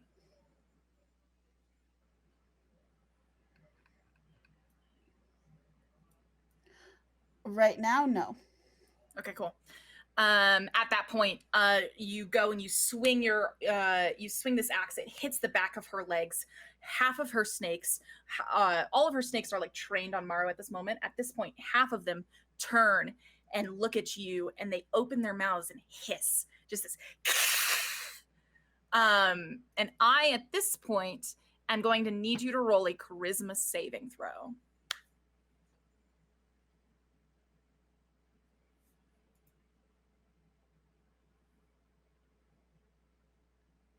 $17. Do you have disadvantage because you're in rage? I was just reading that. I can't remember. I have advantage on strength checks and strength saving throws. And I take resistance to bludgeoning, piercing, and slashing damage. I don't see anything about disadvantage to charisma. I thought it created a disadvantage. This is the What? time where I wish I was an expert. I think it. Let me check. In my also, if someone in the chat knows rules off the top of their head more than me, I've never played a barbarian. Okay, so when I make a melee weapon attack using strength, I gain a bonus to damage roll that increases as you gain levels of barbarian.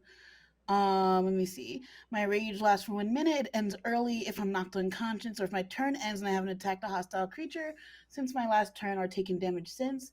You can also end your rage on your turn as a bonus action. Yeah, there's nothing in it about disadvantage, baby. Maybe I'm thinking a different. I must be thinking of reckless attack or something. Okay, cool. So yeah, that's a success. You see, like, you feel your whole body kind of like seize for a moment. You're not sure what this was, but you kind of feel like your whole body kind of like get a little like encased and then shatter like glass in a moment as you've resisted whatever is happening. But you, since you don't have much like magic expertise, there's a bit of like that, like, oh shit, I'm fucking with things I don't understand right now, and that can be kind of scary. Yeah. With that, it is now the basilisk's turn. Now you see that Lusso has kind of like turned around and turned his back towards to Simpira and is like focusing on something else. You can't quite tell what.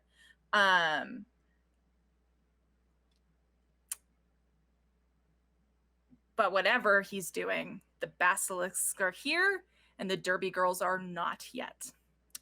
With that, let's talk about what these 4 little boys do. So, you see that they're kind of occupying each corner of the room, aside from one who is taking a just was relaxing in front of the archway. That one is still not stood up, but the other 3 can. Let's now see how many of you are within 30 feet of the basilisks, shall we? That is Adrielle. That is both. Okay, so that is. Oh, and I'm gonna say out of range for Winona. So, with that, I will like everyone. I think that Current, your back is turned. Never mind. Adrielle, you catch something out of the corner of your eye begin to approach you on solid feet. Your prey instinct kind of kicks in to be like, fuck, what is that? And you are kind of compelled to look over at it. I will need you to make a Constitution saving throw. Okay.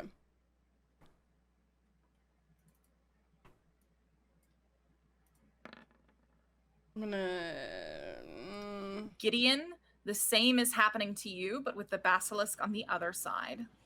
Okay.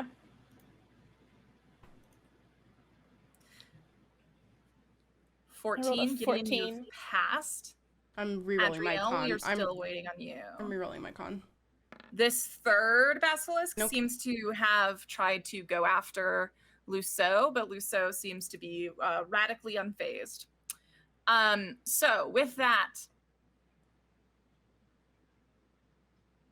Adrielle, it starts at your feet.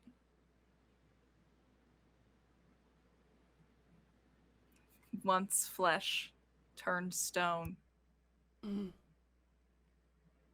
You've lost your toes. It is going to continue creeping up your body. You are restrained. Okay.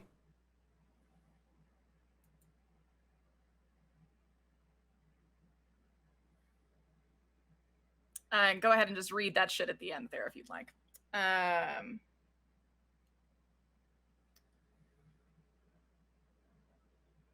So, with that, I think all 3 basilisks have acted. Gideon, you resist the call. It's starting to get closer to you, though. Kind of concerning. You don't want to know what happens if it gets within biting range. But besides that, it is your turn. Okay. I'm just reading the end of this basilisk bit.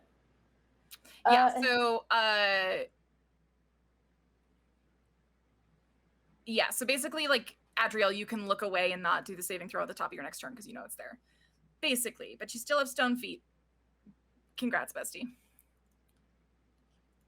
And if the basilisk sees itself, it targets itself with its own gaze. Okay. Interesting. Yeah, well, Gideon doesn't know that, so. Oh, okay, never mind. All right, never mind. Okay. I'm going to cast a little classic Melf's Minute Meteors. As Gideon sort of forms these little green fireballs that begin orbiting around their horns. Oh, shit. That, like, start, like, conjuring in between the 2 pointed horns that, like, go towards each other, and then they begin spinning around her head. Uh-huh. And then I think as a bonus action, which I believe you can do with a spell, I'm going to toss one at the little boy coming at me. Okay. As Gideon, I think, like, backs into Julian, and, like, turns their head and sees what's happening to Adriel and just goes, keep her safe, as they take one of the green fireballs and, like, whips it at the basilisk coming towards them. Okay. As they're standing, like, back to back with Julian. Yeah, go ahead and okay, so it's gonna explode. I'm gonna need to make a dexterity saving throw. Let me go ahead and get that going. I've rolled a 4. Ow! You get hurt. I don't think I did a good job. You take 2d6 fire damage. Oh, wait. Why? Wait, just kidding? When you cast a spell using a... Oh, no, okay, yeah, you take 2d6. You want to roll that for me? Yeah. You send one of your little tiny meteors towards this, and it explodes in, like, this bombastic, absolutely bombastic with 2 6s. Just this bombastic flash of green light as it begins to sizzle at the basilisk skin. You see a few scales fall off. This power feels nice, huh? Please start tracking your wild magic sorcerer stuff for me. Thank you. Do you need to roll now? I think since I cast a spell, right? Yeah. You tell me. Let's do it. I'll always say yes. I know that's terrible, but okay. I think I'm good. You're fine. Yep. Because right now you're trying to get a 1 above a 1, right? So next time it'll be above a 2. We can. It's a little close. I think they feel something coming up for a second, but they keep it down. Absolutely, for sure. Are you doing anything else on your turn? I'm gonna just scoot a little bit over, so I'm still next to Julian, but I'm not as close to the basilisk. Okay. Yeah, absolutely. With that, it is Julian's turn, otherwise known as Misha. I think we all see this, like, these, like, 2 just, like, radiant spears that Misha is, like, conjured and is holding. And we watch Misha, like, the second you get out of the way, turn and hurl one spear at the basilisk that you attacked, and then turn and hurl the other one right at Simpira. So, let's resolve those both, shall we?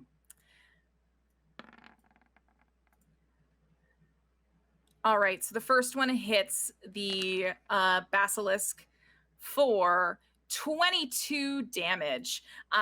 We watch it pierce its side and erupt in a similar gold light. At that point, like, you, Gideon, can see Luso like notice this and give like a nod of like, okay, so this will work. But you're not sure what the fuck that thought is about. So the other one being flung towards Simpura, right towards her chest. Let's see. A 17, just enough. Sends forward. I think like Simpura like brings up a hand to block it, and Morrow like catches the hand, like lets go of like because she's holding her longsword with two hands, right? So lets go of one, catches her hand, right? So now her arms are kind of crossed, but like, and then moves her head out of the way. And it's just like the perfect shot for Misha as this bolt like hits her chest. At that point, it erupts in this shimmering gold light for 23 damage. This thing does. As Simpura, for the first time, hisses in pain. I'm thinking, what Julie didn't have, Nisha didn't have a specific job besides this, correct? I don't think a specific task besides the rune. Don't die. Yeah. Right, don't die. Right, stay in the middle, don't die. Right, great, perfect. And with that, it is now Simpura's turn. Simpura has this goblet still in her hand. And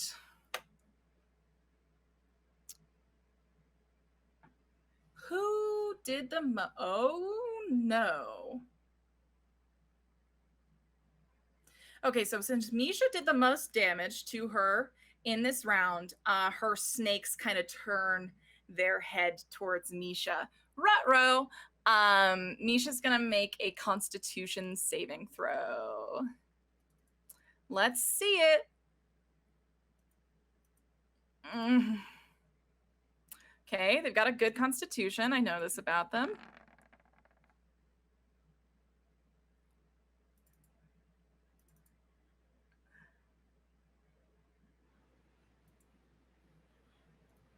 Can I do anything to help since I'm standing between them? I don't know. You want to take the fall? Yeah, sure. I'll do it. All right. You see these snakes kind of make this eye contact with Misha and almost begin to pull them in. And you see what's beginning to happen. You're already standing in front of them, which is why I'm giving it to you. You break the sight line. Can I get a Constitution save at disadvantage? Okay. Wah, wah, wah. 13. All right, Gideon. The charm pulls you in. You know what? She's right. You've been fighting alongside the world's most naive brats in the world. You, out of all of them, understand that this is no way to be going about things. In fact, the way that she's going about things seems to be the right choice. And well, she's making all the right choices. It's probably best to keep her alive. Gideon, you will now be acting against your party during each of your turns until you can pass a DC Constitution saving throw of 13 on the beginning of your turn. Okay. You've joined my side, bestie. Oh no! Tell me what it looks like as this happens to Gideon. I think they have like naturally purple eyes. I think they've turned green. This like sickly snake green. As you see them sort of stand in front of Julian and then like freeze. And then I think they turn to look at Julian and just start reaching up towards their meteors as they're like readying to fucking fight Julian now. Because Julian's closest, so I'll take Julian out. Oh yes. Oh boy. I think there's some Delicious. pent up anger that's coming out here too. I have no idea what you're talking about. At that point, the Yaldic steps forward and is just sort of looking at the situation before him, sort of with a look like this. And then where did I put his very sudden character sheet? You know what? It's fine. I don't need it for now. I know what he's doing. You watch him turn towards these lit torches at the back. This is, of course, a room being lit by 1, 2, 3, 4 torches, but turns towards these torches at the back and, like, with a wave of his hand, extinguishes them. Shadows taking over this portion of the room. You actually notice that he steps through these shadows and reappears in the shadowy depths of this cozy, intimate-looking lounge room behind everyone. That's his turn. Adrielle, it is now your game. Can I cast Lesser Restoration on myself? Please. Yeah. And then I don't know if that's gonna free me, but I'll fucking try. It'll do it. Yeah. If Okay, you cast great. Restoration on yourself, it'll do that. Great. Done. And then I would like to take my bonus action to go into Radiant. What the fuck is it called? My angel form, Radiant Soul. Cool. And then I'm gonna use my movement. Which are both of the basilisks still up? Yeah, all 4 basilisks are up. Okay, great. I just want to go 30 feet in the air. Leave me alone. All right, we see. So the ceiling's about a sharp 25 foot. Right, I will go you can 25 coast on that feet. ceiling Yeah. all you want. Great. I Yeah. will go straight up in the air. Adrielle is like, Perfect. absolutely not. And from the air, notices that Gideon's eyes are green. Yep. And we'll just take that for now. Perfect. Are you doing anything else in your turn, Sweeping? I don't think I have anything else. I think she kind of just like, as she's like going up and like sees Gideon's eyes, just leans to Julian and goes, back up. And that's all she says as she starts to ascend. I was wondering why Luso hasn't gone yet, and then I realized I hadn't put him on initiative. I should probably do that so no. the Derby girls can join the fray. just Okay. vibing. We're gonna have him act here at the end of initiative and then again on his turn. It's fine. Okay. So with that, Adrielle communicates with that. It now passes up to Winona. Winona, before you can act, Simpira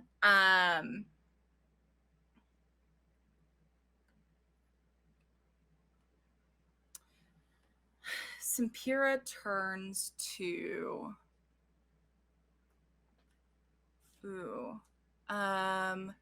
Current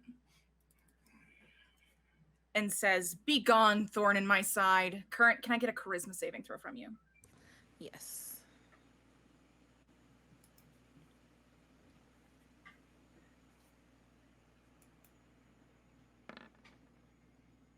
$20.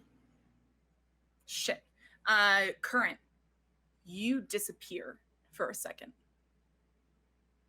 Everyone sees Current vanish for just a moment, like a flicker of light.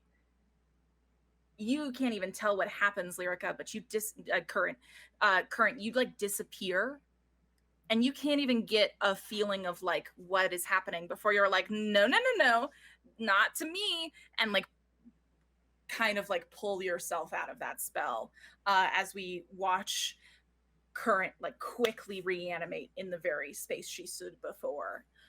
With that, Winona, it is your turn. Okay. I think what I'm going to do is I'm gonna start using extra attack because I keep forgetting that I have that. So first we're going to make. I'm just going to. I think I'm going to. Oh shit, Oh, Winona, I'm ooh. so sorry. Before you go, I meant to say Luso would go at the top of initiative. It's that Oh, right now. right. Sorry. So Go ahead. sorry. No. It's not gonna be very long. At that point, Luso, you see, like, pulls out this like spectral golden like bow and arrow, and like hoists it, pulls it up. Anyone who has looked finally understand, like, that's why you're named Goldeneye, because the eye that's looking down the sight line glows this very specific gold as he points it towards the bookshelf that's right here and lets loose, and the bookshelf fucking explodes, and 4 derby girls come spilling out of the secret entrance. And I think Jenny's trying to like make a catchphrase happen, and says, "Did somebody order a beatdown?" And you just see like Cecily just kind of like shake her head next to Jenny, like, "Please, we get paid to do this." As the 4 of them like spill out to kind of like pump your numbers up. With that, Luso kind of like turns back around, and Winona, it's your turn. Okay. So I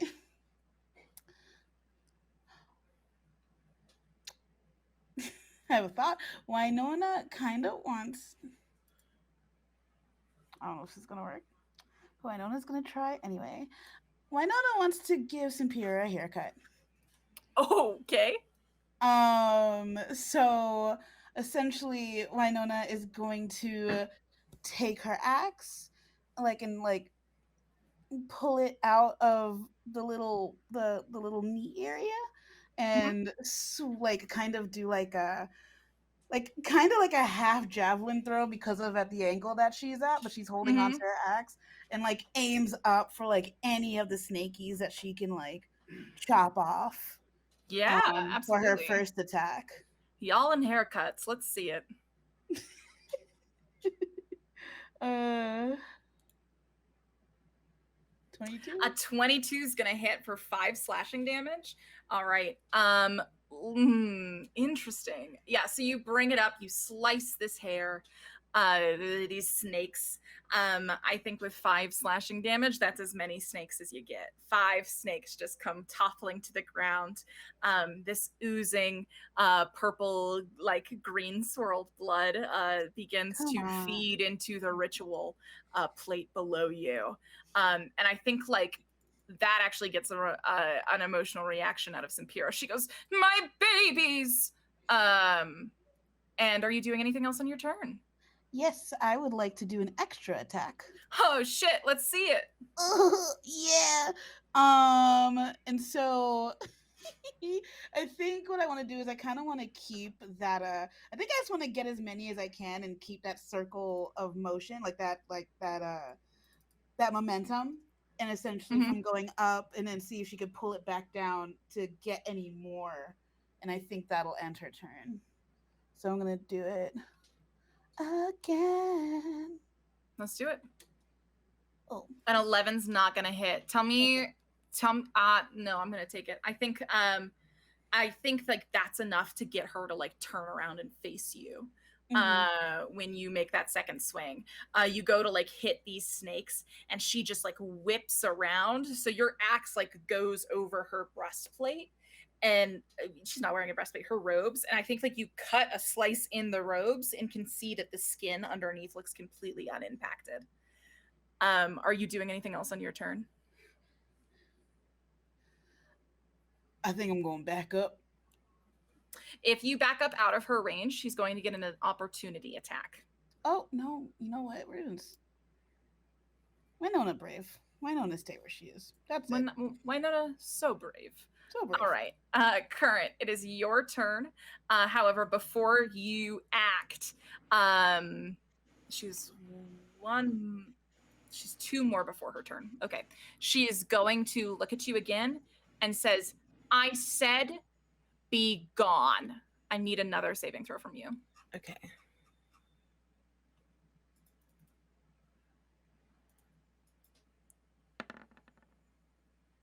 $11. Current. Just before you went to act, you pop out of existence. Everyone else watches Current disappear. Current, you come to in this cavern with many snakes painted onto the floor. This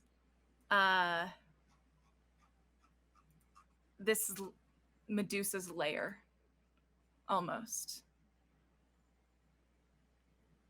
And you look at each of the 10 entrances, 7, whatever it is, the many entrances that line this circular room, and find that each one of them are covered by a large stone ball.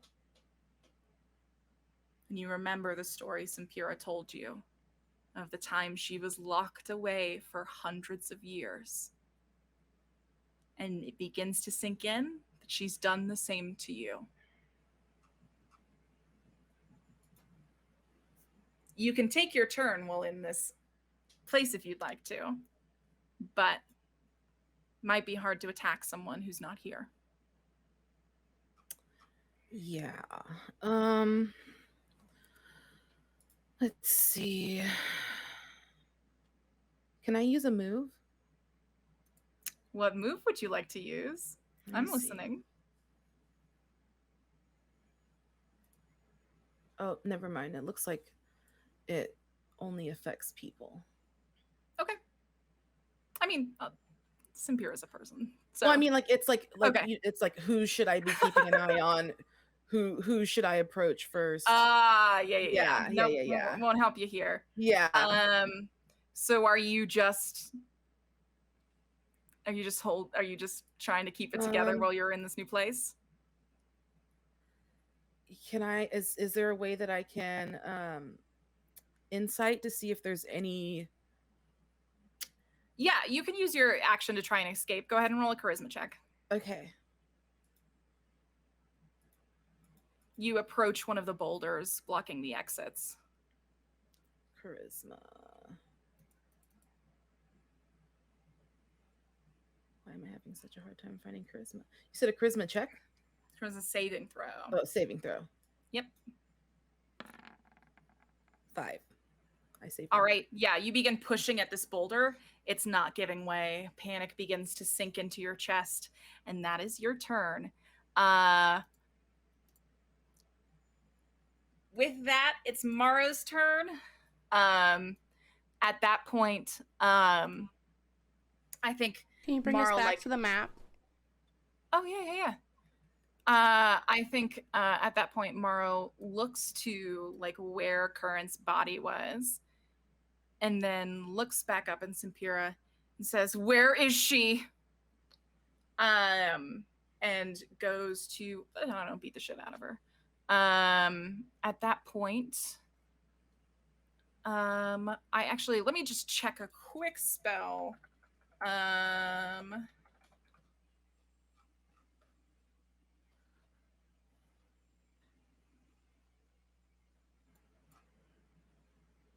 Yeah. I think like, yeah, Mara says, "Where did you put her?" And then Simpira just kind of like cocks her head to the side and says, "Want to find out?" And Morrow like pulls her sword up and says, "I'm not going to let you hurt anyone else in this room," and tries to cast Compelled Duel. So I'm just going to, basically she's going to try and compel Simpira into a duel. See within range. Wisdom saving throw is the big thing that this calls for. So let's see that from Simpira.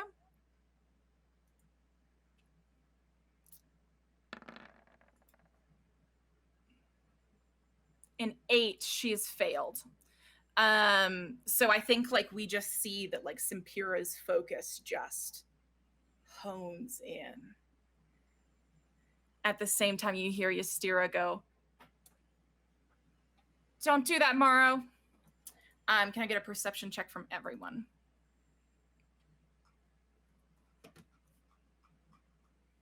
Even me?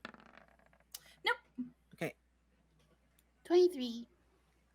14. Okay, with a 23, Winona, I think you look over to the couch where Ystira has fallen, and you see that half of her hair has been cut off and is sitting at the side. This nice emerald dress she's wearing, you see blood beginning to show through at the back of her knees.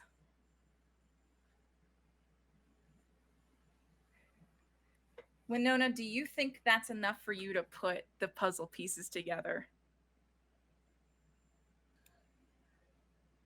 Yeah. Yeah, I think that like since it is, we'll say it. I think that like you see Ystira like try to get up off the couch, and when she does, that like slit in her like dress kind of gives way to her thigh, and you see a very similar life link around it, almost like a garter for a marriage. And you can only guess where the other one lies. Oh. Okay.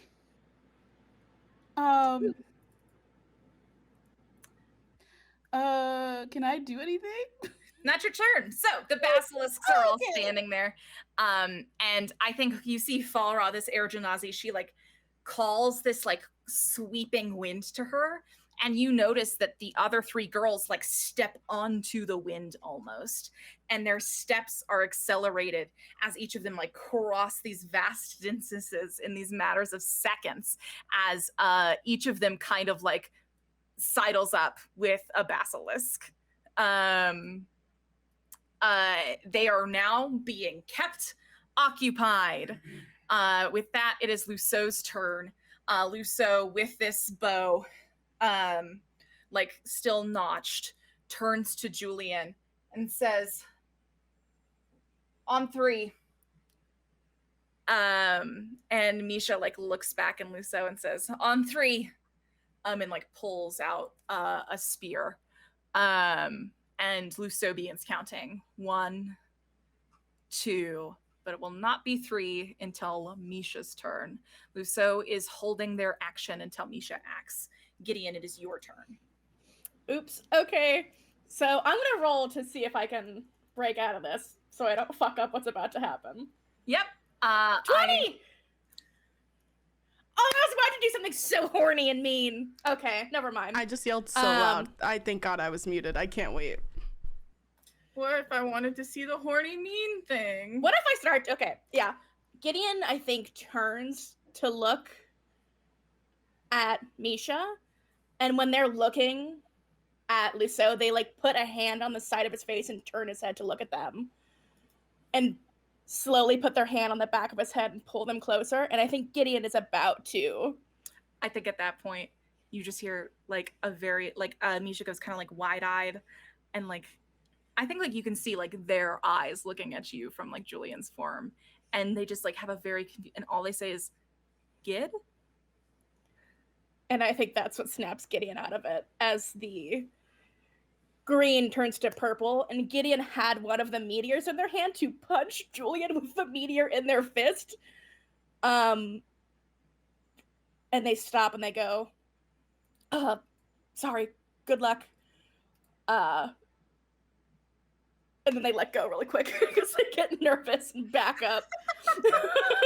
Yeah, you kind of stumble back a few steps. Like they almost for a second they like were like, now? No. That I didn't start that. And then turn, and I think they're going to throw that meteor at Simpira. Let's do it. I'd like to see it, gamer. And I think I'll do 2. So Please. two low meteors. So you have to make a what was it? A saving throw of some sort. A dexterity saving throw. Okay, a Simpira Dex save. Let's see it. All right. 2, right? Yeah. I got a 13 on the first one. Oh wait, sorry. No.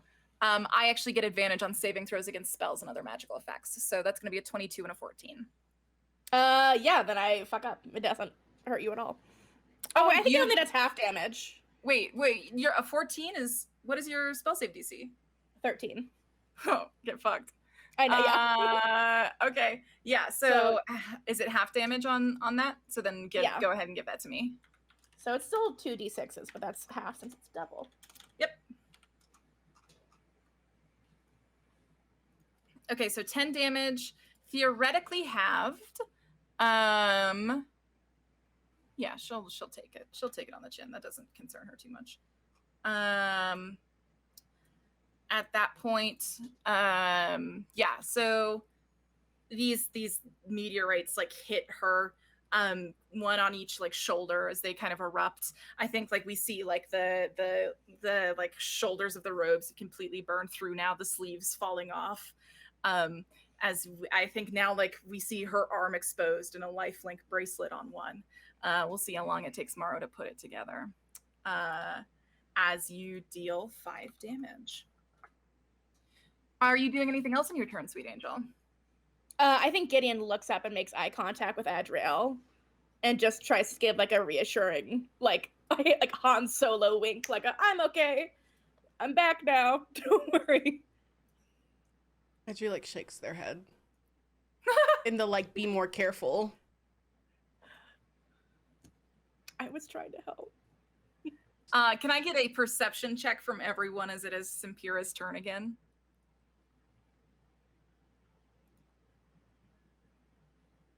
Nat 20. I perceive nothing. 8. Let's see what I perceive. Nothing. I perceive nothing either. Great. I'm so perceptive. Oh, and Curran's still gone. Oh, Curran, I'm so sad. But Winona, hey, eyes of steel, you're rolling so well tonight. Winona, Yeah. you can see one Monica peering through this doorway, standing at where you all entered, clearly spying on the action that's taken place. She is a liability at best and a combatant at worst. And she has seen what is happening. Okay. With that, it is Simpira's turn. She's gotten rid of one of you. You're still a problem, Morrow. And so I think right before her turn starts, she looks at Morrow and says, so obnoxious. And Morrow's going to roll to not get banished to the Forgotten Realm. Let's see it.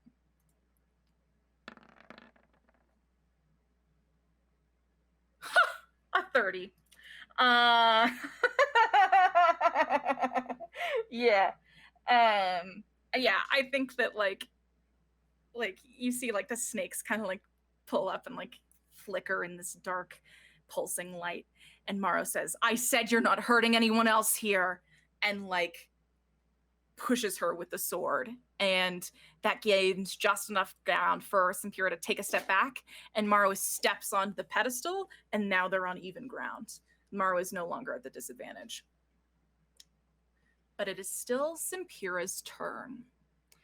And with that, she brings 2 claws down on Morrow, because this is a compelled duel. So the first claw attack from Simpira is a 17. That's going to hit. So 9 slashing damage plus... okay, so the second attack doesn't hit. So Morrow gets hit. Winona, are you sharing with Morrow, or is it Current? It's current. I'm sharing Current. with Mara, yeah. Current. Ow! You take 4 damage, and you don't know why. Ow. Ow. The So fuck? R.I.P. Bestie. As Sampira's claws dig into Morrow, very similarly to what we saw the other night with Ystira. At that point, after she's brought her 2 claws down, she turns and looks at Winona. Winona, I would like you to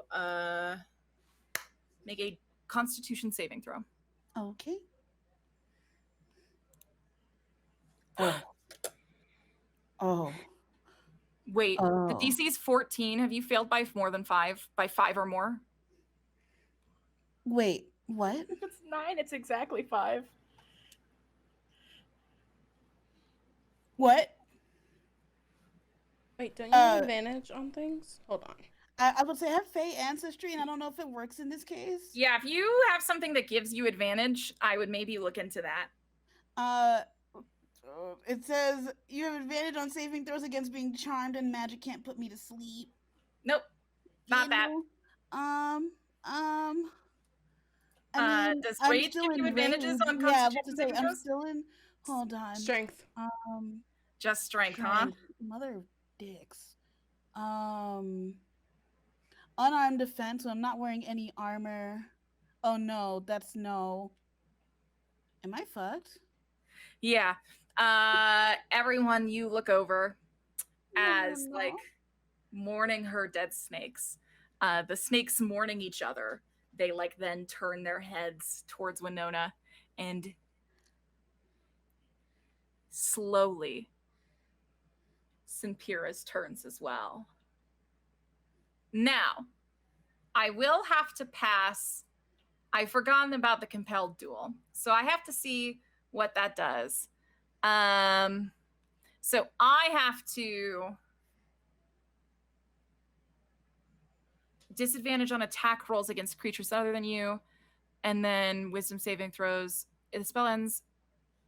Okay, so this actually doesn't affect spell casting, only fucking people up with your hands. Hilarious loophole. Winona, Sampira turns, casts her eyes on you, and you turn to miraculous, impeccable, flawless, perfect stone Mother. in an instance, as Adriel and Gideon look on in horror.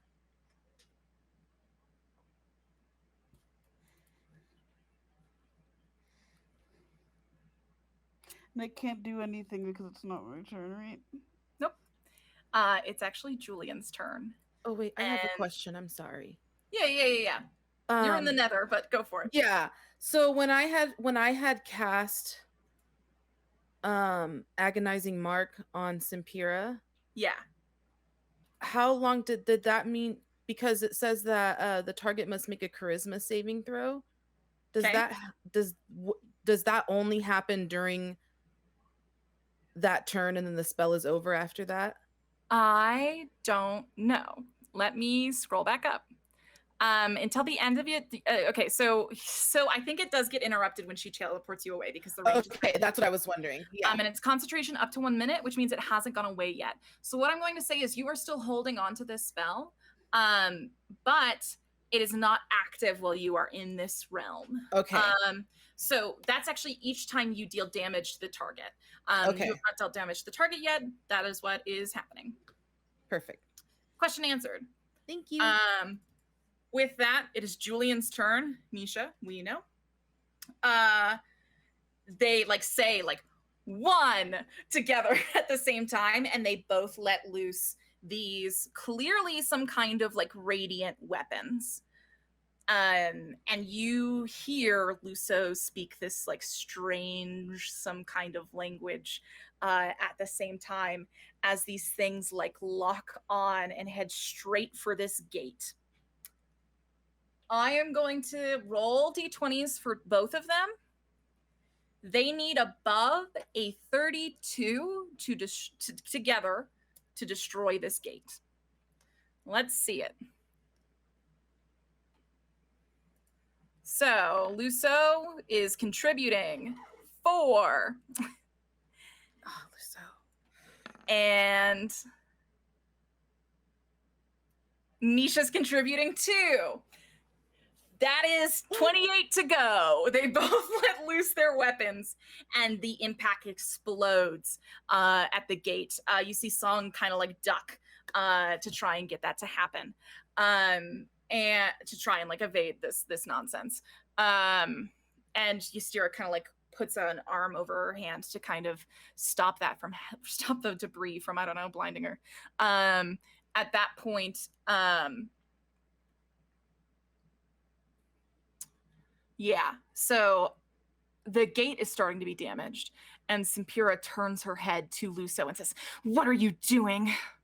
And that is their turn. At this point,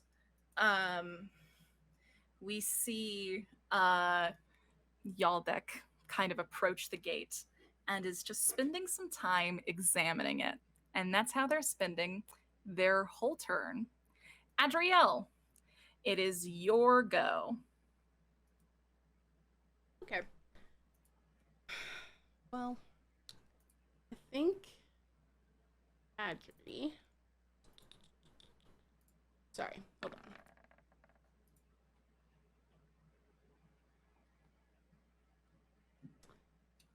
The basilisks are still up, I'm assuming? Yes? Correct? Yeah, but they're being handled by the Derby Girls. They're being handled by the Derby Girls. Perfect. All right. Mhm. Could I also attack the gate? I don't want to fuck up Luso's plan. So I think You will need some kind of radiant spell casting. I have but radiant. If you have that, you are I have welcome radiant to. stuff, yeah. So I am going to move over here-ish. Mhm. And cast Guiding Bolt at the gate. Okay. And then I also get an extra thing of radiant damage because I'm in my angel form. Hello, roll 20, please cast my spell. I don't need you to cast a spell. I just need you to tell me that you are doing radiant damage and then roll a d20. Oh, and then roll a d20. Okay, perfect. It's a object that's just standing there. I don't think it's fair to make you like roll an attack. You just hit it. 20. So now we're at 28 subtracted by 18 is 10. 10 points left. So tell me what it looks like as you attack this gate. I think Adri like kind of like flies overhead and is just like, this ends now, as she's like shooting a guiding bolt, which is like this rich purple bolt that's like surrounded by gold, and like aims it directly for the center of the gate. Okay, yeah. You see like the impact hit the center of the gate, and you just see like it trigger almost like another sort of like fireworks thing as it like ripples out and becomes part of the inherent lights of this show. Are you doing anything else on your turn? I think Adri's gonna use the remainder of her movement to kind of go over by Ystera. To kind of check on Ystera because she got thrown and then no one checked on her and Adri's worried. Yeah. So I think that's it. I think Adri's kind of like hovering over the couch a bit. Okay. And cool. Yeah. All right. So with that, it's now Maro's turn. Maro is just going to like continue just kind of like hacking into Simpura. So with that,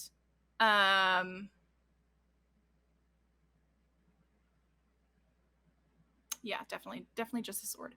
All right, bringing both hands back together to grip the wrong sword. She will attack twice. Jesus Christ, the thirst for 40 damage on the first blow. Ugh, and Adrielle, you're standing right there. Yeah, so I think you see like Maro like bring this arc down on Simpura, just like slashed right across her chest, opening up this like gaping wound. And you see it like appear at the same time on Ystera. It's not my turn, so I can't yell at anything at Maro, but Adri will take it. I think like if Ystira like sees you kind of with that inclination, she will just give you like a stern like shut it. Just like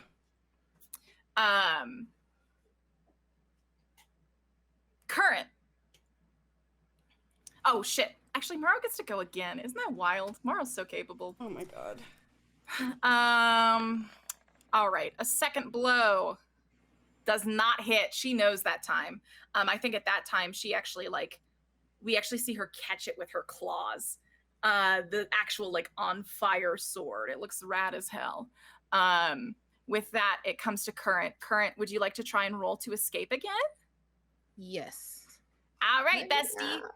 Give me a Constitution saving throw. Okay. I'm a liar. It's a charisma. Oh, okay. That one wouldn't have been good charisma. enough, so There we you're go. welcome. Thank you. I'm gonna try again. Nope. Okay. Yeah, you are. Well, what's it look as like Current continues to be like stuck in this cavern that was Simpira's nightmare for a very long time? I think Current is angry, and I'm almost like, kind of like getting ready to just ram my. Just like when you get somebody angry, they're just like busting at a wall or at a door over again, like just ramming the boulder, one of the boulders, even though I know there's no way that I can physically move it. Mhm. Just out of kind of like desperation. Right. Okay. Yeah. I think we see like chips of the stone begin to fragment and break, but nowhere near enough. Winona, it would be your turn if you weren't literally petrified. So I'm just gonna go ahead and skip you, bestie. Is there Rip. any way that I can break out of that, or is that somebody else? No, because you failed by 5 or more. Usually you would get like a turn to resist it, but since you failed by more than 5 or more, it was an instant process. Your statue's very beautiful though. Yeah, Hopefully one of your friends can break you out soon. hopefully. At that point, it is got the you, bestie. basilisk's turn. And let's see. I'm just going to roll competing D6s for each of these pairs. So the first one is going to be Song versus the Basilisk. This is the Basilisk's D6. 5. Song got a 6. We actually see Song kind of like battling this basilisk by the gate. She is, we now discover, some sort of bard. But she has like pulled this like this somewhat almost like guitar looking instrument out from behind her back and like whacks the basilisk so hard on the side of its head that it like kind of like falls backwards a bit and straight into the archway. Any of you who are looking at the archway notice that the second that it touches this brief fabric of space and time, the soul is severed from the body immediately and the body dissolves. One basilisk is down. Team number 2, let's take a look at Zeslia and the basilisk. This is the basilisk's roll. A 1. And this is Zeslia's roll. A 4. Yeah, so Zeslia seems to be winning this fight. I'm going to go ahead and half that basilisk HP as she is continuing to lay into it. You can kind of see that like this back half of this door, Zeslia's like water genasi magic and Falra's air genasi magic are kind of like working with each other. They're creating some sort of tempest here in the back of this room. Speaking of Falra, I'm going to roll for her now. This is the basilisk's D6. A 1, Jesus, and Falra's D6. Another 1. Ooh, yeah, I think we watch the basilisk knock Falra, and she's on the ground, kind of like fending it off, and that's the last we see of these two before we move on. On Luso's turn, nods at Julian once again, says from the count 3, 2, that's Luso's turn, holding for Julian. Gideon, it is your turn. Just out of curiosity, Actually, super hold on. Oh, he steers after you. Continue. I was gonna ask if Alonia's doing anything. Yes, Okay. actually she is. You can see, actually roll an Arcana check for me. Okay. This doesn't have to do with my turn. I'm just nosy. 17. Oh, please be. With an Arcana check of 17, you see Alonia's just literally just standing there with a passive look on her face, but you can kind of see behind her the shimmering barrier that is separating this fright from the altar that seems to be in the hallway. Okay. You have given her the instruction, don't let Ystera be turned, and that seems to be the only thing she's focusing on. Okay. Your turn. Cool. All right. Gideon hasn't noticed what's going on with Hysteria, so I have no reason not to keep attacking. Let's fucking go. Yeah, absolutely. Oh, I'm sorry. I'm gonna do a firebolt and then one more meteor. Let's go. So. Oh shit! Just a fucking bolt of flame. Love to see it. Yeah, so it'll be 2d10. So. What did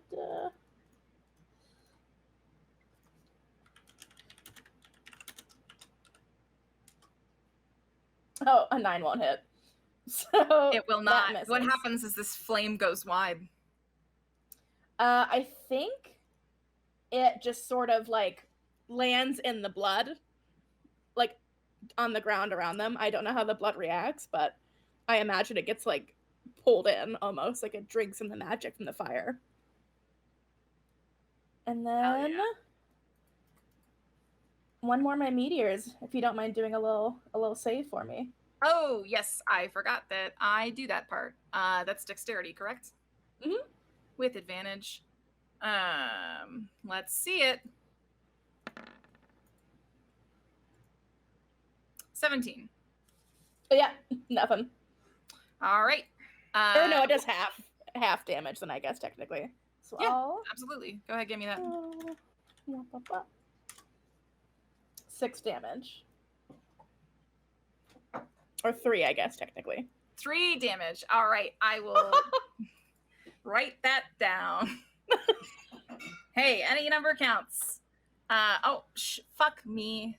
40. Okay. All right. Yeah, you send that. It erupts in a similar like burst of sparks. Oh wait, no, it is 6 damage. It's 2d6 if it's successful, or failed if you fail it, and then just 1d6 if you succeed. So it's the full 6. I'll just the other precious 3 damage. Ooh, I'll mark it. All right. So with that, do you have anything else you're planning on doing on this turn? I think Gideon starts reaching for the bone web because I would like to use that soon. Okay. But other than that, yep. On now it is Ystera's turn. We notice Ystera rise to her feet. Gives Adriel a passing glance and just murmurs, fix me if I go down. And she walks over to Winona, blood still spilling from her palm, like earlier. And she walks over to Winona and casts Greater Restoration. Winona, you feel this hold on you like crackle and break, like when you smile while wearing a face mask, you know that feeling, and it just kind of like as you feel this warm glow on your back where Ystera's hand is pressing shatter the petrification that you're under. You have returned to your form. Thank you. And that is her turn.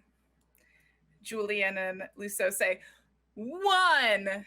And you actually notice that at that point, Yaldek also pulls out some sort of dagger that you've not seen before that has also a radiant gold glow to it and brings down his blade at the same time. So they each get to roll 3 d20s, and let's see if they hit more than 10, the 3 of them together. 13. All right, so we're gonna get ahead. Let's go ahead and say that was sweet y'all deck. Misha with a 7, Luso with a. I just wanted to see who looked the coolest. It was Luso. Luso like knocks this arrow, and when like Julian counts to 1, kind of like tips his bow just a little bit, and you see this turn from 1 arrow to 3 arrows notched in this bow. Looses it, it lets go, and explodes. Everyone who is standing near it, however, is gonna have some reckoning to do. So with that, Adriel, you're within 20 feet. Song is within 20 feet. Yaldek is within 20 feet. Alonia is within 20 feet. Simpira is within 20 feet. And that's it. I need everyone to roll a dexterity saving throw. Song, how do you do, bestie? Okay, 14. 14 from Adriel.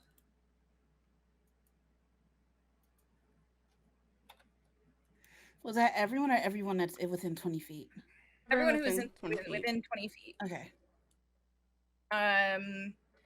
DC was pretty high on that. Unfortunately, you did not pass, Adriel. So you are going to take...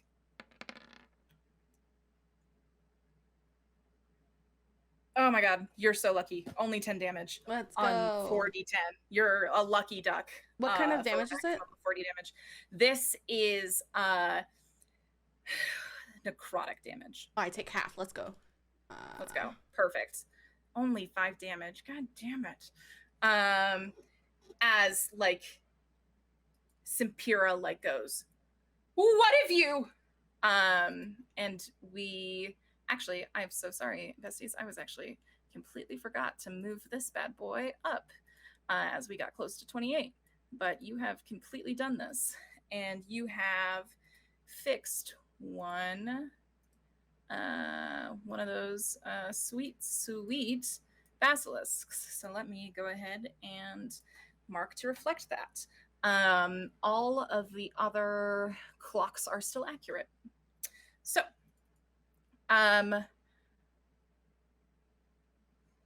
with that, Simpira, with the gate shatters, looks at you all and goes, "You fools! You fools! Fail to see I'm the better option. You'll see." And casts Fog Cloud, and completely engulfs this room in some motherfucking fog. Just a smoke bomb. All at once. It happens. Suddenly you cannot see in this room. The last thing you saw, Gideon Osmond, is that shape take full form. Its glowing eyes take you in. Just a moment. Before fog overcomes you all. None of you can see, which means you cannot see.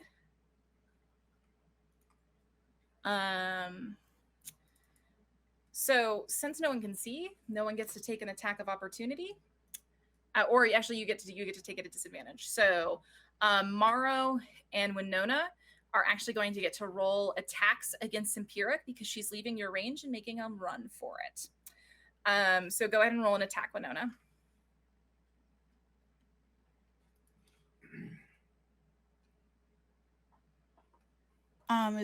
Do I do it with my axe? Yep. Yeah? Okay. Oof. All right, that does not hit. Let's see if Maro's can manage to. Fuck, even with disadvantage, she hits. Hot. Jesus, she's so hot. She's so hot Jesus Christ, another 31 damage as she manages to like catch her as she runs. Damn. And we hear Simpura's like cackling laugh as she like leaves the room. This is now turned from a game of assassination to a game of pursuit. Can you catch her? We'll find out after break. But speaking of incidents that create rules, our heroes are now ensconced in fog in this room. There's a lot of like, you can hear a lot of like clamoring and confusion. I think you hear Zeslia shout, "Stay on the basilisks, girls," as sort of just like a spoken command. And we kind of like, the audience can see Song like fighting through the fog to join Jenny in fighting hers. At that point, you hear Alonia's like quiet but firm voice say, "She's heading to her chambers." Just as sort of like an information for all of you. Adrielle, Ystera reaches out to you from the fog and like kind of grabs your forearm and says, "We don't have long. We have to keep going. Heal me." Okay. I don't have any immediate healing spells, so we'll see how this goes. I don't have any immediate healing spells. No, I can. I'm gonna Okay. cast Aura of Vitality and then use my bonus action to heal her 2d6. Okay, perfect.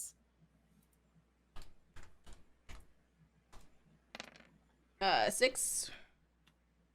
All right. Oh, and then I'm yeah, gonna use my I can't do anything else because that was my bonus action.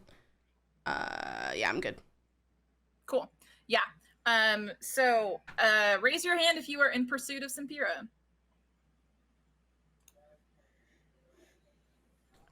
Cool. No. If you're go about to ahead. be, if you're about to like follow suit. I guess. Yeah. Okay, so everyone. All right, Current. You are like bashing against this stone, and like a final time it hits, and you just like feel it turn to dust, and your body returns to the same place you were standing before, except for you think you're in a new place because you're literally surrounded by fog, and and it's even more confusing. So, what does everyone else hear as like we hear like a pop as like Current's transported back? Like, what is the next few things we hear?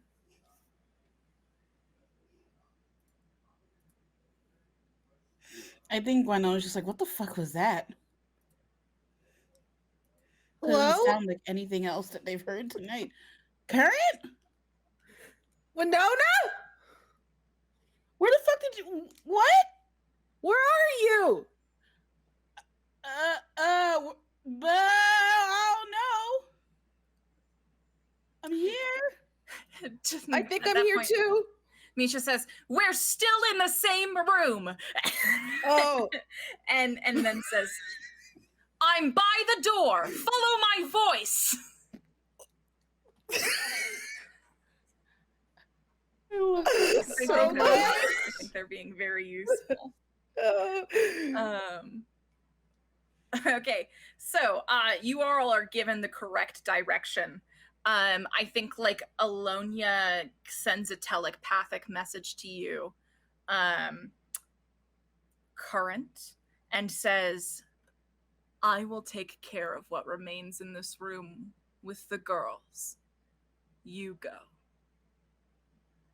okay.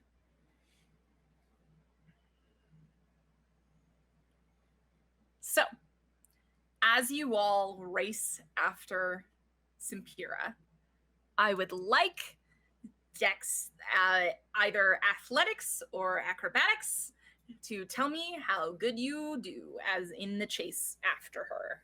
Just is going to give me sort of the running order of how you all are standing. 15. Ooh, that is a nat 20. Natural 20 from Current. Hell yeah. 18. 11. You're going to take that 11? I can re-roll it. I'm just asking.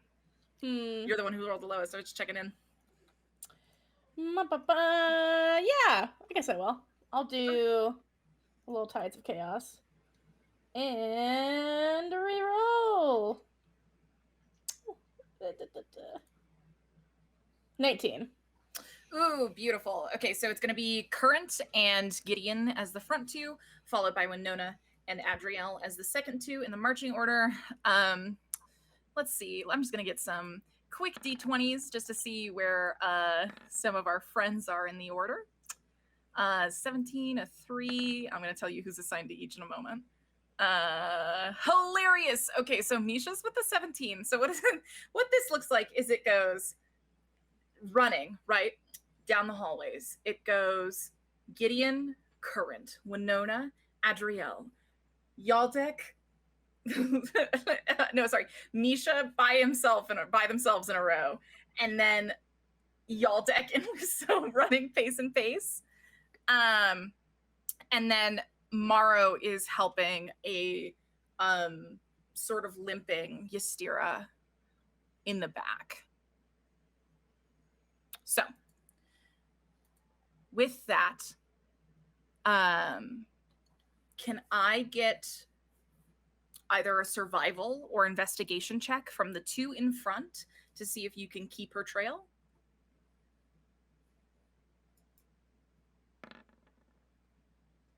That's a 12. 12. 14. 14. All right. With a 14, Gideon, you can keep pace. You just kind of feel it in each of your footsteps. It is a long hallway. You are one of the few who have been in these hallways before, as Oslo has led you through them.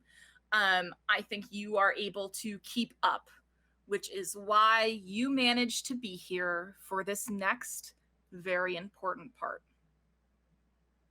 Now,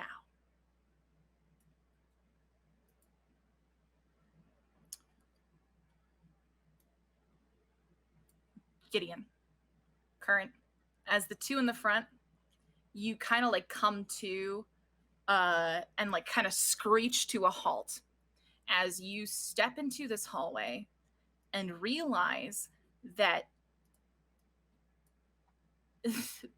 that it is like a 1.5 person wide hallway. 1.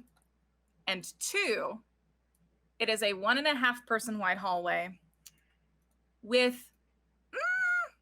no rails on the side and seemingly a mirrored endless abyss below it. All these lights reflected. It's like a funhouse mirror, floor and ceiling. You look up, it's the same. It goes on forever. This hallway, it goes down forever. You don't know what happens if you fall. And Simpira has come to stop. You are a bit behind her as she comes to stop in this hallway. And the center of it, these 4 separate doorways. We see that there is one doorway that has someone standing directly in front of it. And that person is Nakia. You told her to take care of Simpira's weakness. And it seems that she's been guarding it this whole time.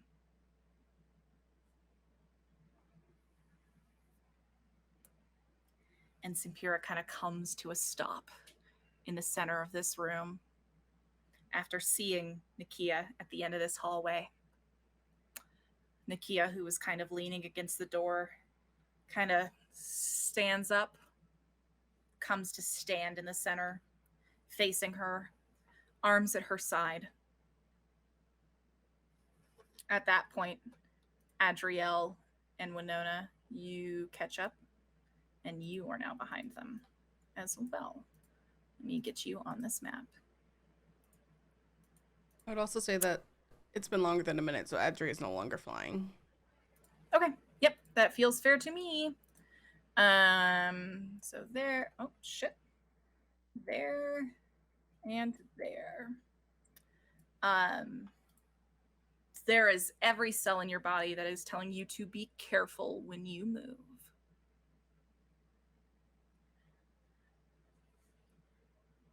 Simpira says, really? You?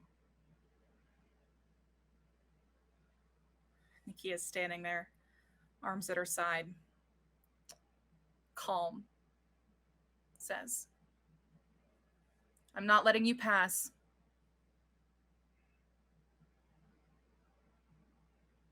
Sapphira says, really? You're not letting me pass? How do you intend to stop me?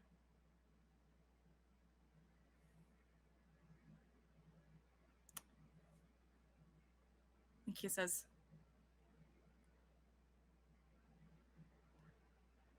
I have nearly half of the arcanic deck. I can do whatever the fuck I want. And that includes killing you.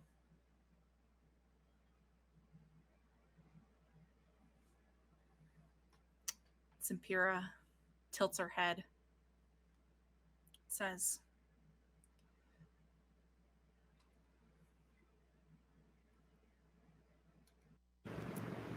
what a brat. You feel the floor. the floor begins to tremble beneath your feet. Hissing of snakes fill the room. She says, what a brat. Gideon, your heart skips at this next. No wonder why your father put in an off switch. And snaps her fingers. And Nikia goes slack. Gideon, your sister is about to fall off this ledge. If you can't do anything. I'm okay, wait, hold on, wait, stop. Okay, we're not in initiative right now, right? So I can just sort of, I am going to cast Time Vortex on Simpira. Fuck me, okay. Fuck you, yes. If I can. I think this is this one of like Matt's shit? I don't know, but it was dramaturgy? Excuse me? What the fuck is this? The spell destabilizes the flow of time? What? Yeah, so I'd like to do that. A vortex of temporal fluctuations, we get it, you took the SAT, that are visible as a spherical distortion within a 10-foot radius, centered on a point within range. Each creature succeed wisdom saving throw or be affected by the time vortex. Okay, you're casting a time vortex. I accept this. I must now make a wisdom saving throw, is that correct? I think so. It's your spell, bestie. I know, I'm so here. Yeah, I know. Let me yes, wisdom saving throw. And yeah. I get advantage on it. Okay. So, a 15. Let's see. Can I twist the skein? Please bring in more of your weird third-party spells. Let's see it. You let us take third-party stuff. This is. I'm eating my own breakfast. Let's see it. Hold on, I have to roll a d20. Yep, roll a d20, and I will subtract that amount. You're looking to bring it down to 10. -2. Roll a d20. And subtract 10, which gives me -2. Which I add that to so add 15. So -2. what did you get on your wisdom? You've asked me to roll a negative live on air? No. This is homophobic. No. I know. Adding negatives Does that just means subtract 2 subtracting, to the right? roll? Yes. Which it's would take subtracting. it 1 under the spell save DC because you rolled Jesus. a 15. Beautifully done. Oh, What does a time vortex look like? Yes. I think Gideon, like, it feels like they don't realize they're casting this as they, like, put their hand out. It looks like space is, like, swirling in this weird, like, Synpira, like, looks like she's, like, her body's, like, turning in this weird, like, spiral effect as, like, color is drained out of this area and she starts slowing down.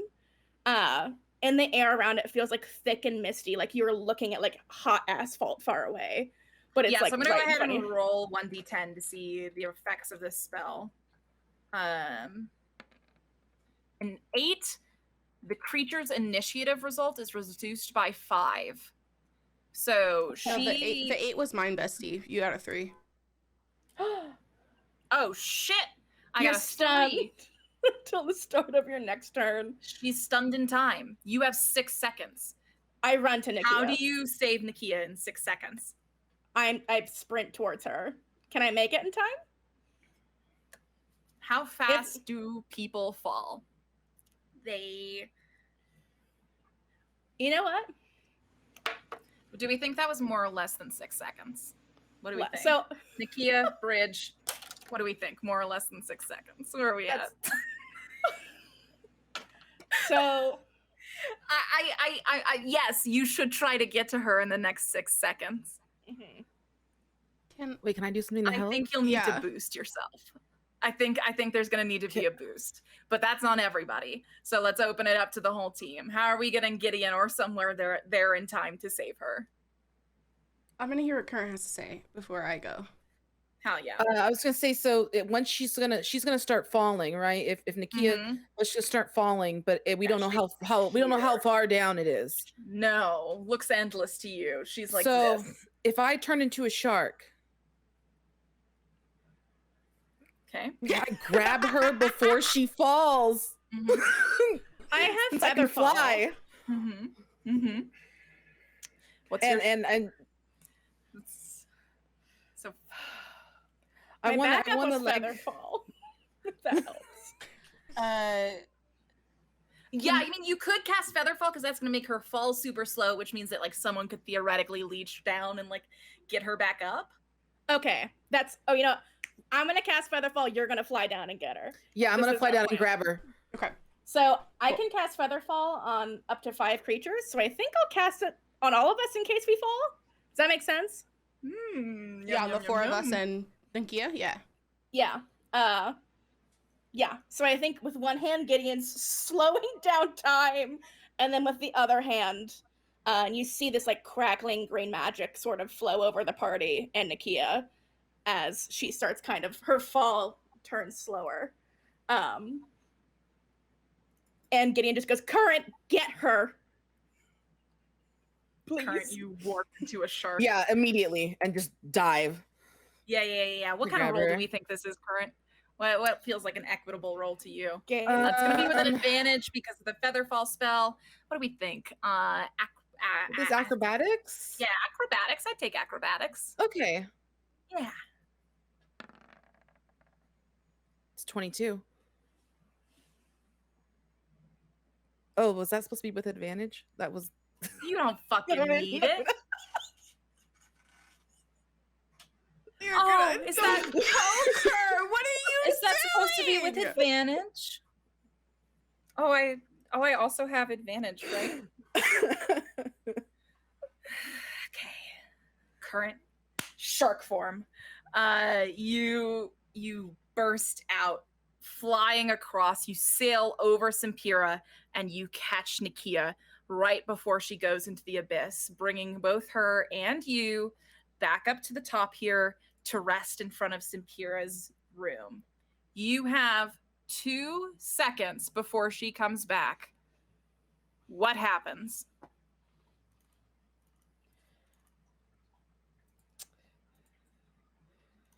Sorry, I'm literally looking at my spell. We don't have time to cast anything on her, I don't think. I don't think I so. think the only thing you would have time for is plan B, if you decide now is the time for it. Ooh. Otherwise, you can press your luck and continue. Well, Current's already in shark form, so she would have to get out of shark form in order to cast. I think you have enough time for that. Okay. What do we think? Current now while she's stunned. Audrey's gonna like scream from across the way. You're muted, baby, if you're talking to us. Oops. Yep. I will cast Tidal Wave. Yes. All right. Doing it.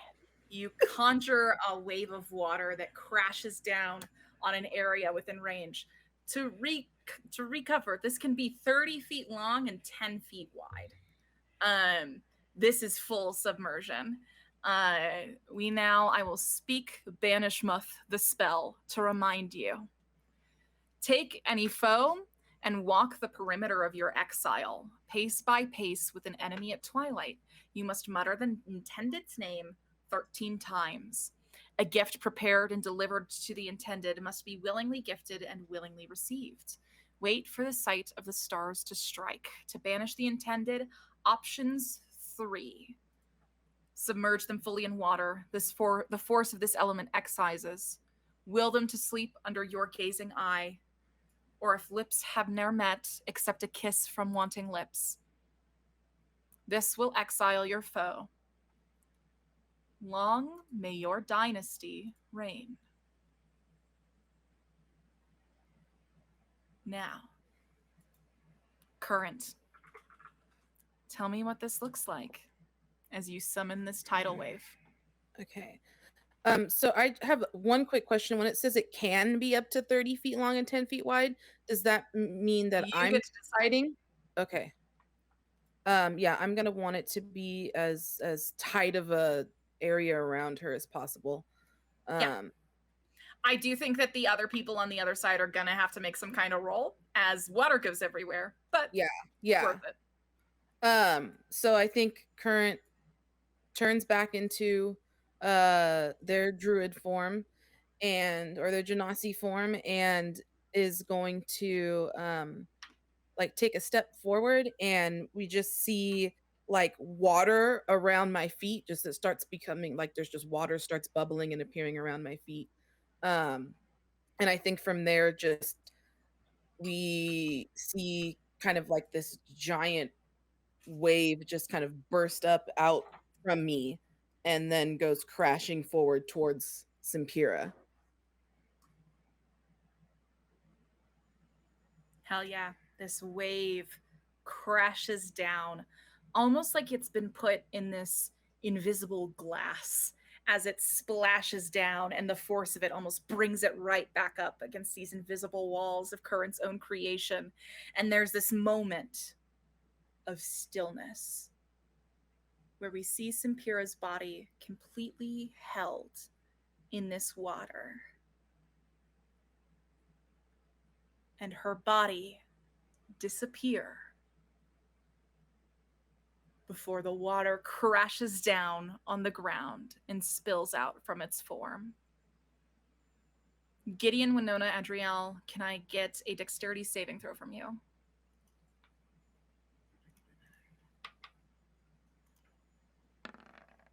Seven. 5, but I'll be all right. I'm gonna count the 10 just because everything else is depressing. Yeah, can I get a hilarious. Winona, have you ever like heard the phrase like, man, well, if you were like on a cliff and like your two best friends were like hanging on, like which one would you save? No, not this. Because the water. Well, you did. You did, yeah. Does Winona know what that is? Probably not. As Current's not even in her shark form anymore. This is going to be a risky moment. Adriel and Gideon, you're both hanging on to the edge of this platform for dear life. Simpira's body now disappeared as like water is like still rushing over you, and like that's all you can focus on, holding onto this ledge. And Winona, you see this. I am now going to roll for Morrow and Ystira, who are directly behind you guys, to see if they have caught up at this point. I'm going to put the DC super low. I'm going to put it at 10 for both of them, to see if either of them can like make it here. 14 and 11. They're both going to make it, but Winona, you're going to act first. So what do you do? Okay.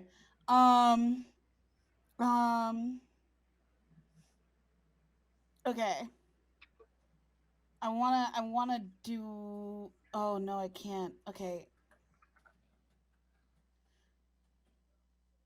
I don't know if this is the time for that yet. I'm gonna use a luck point. Cause I wanna. How do you Can do I this try luck to point save? will help you this I mean, I moment? want to try to save both of them.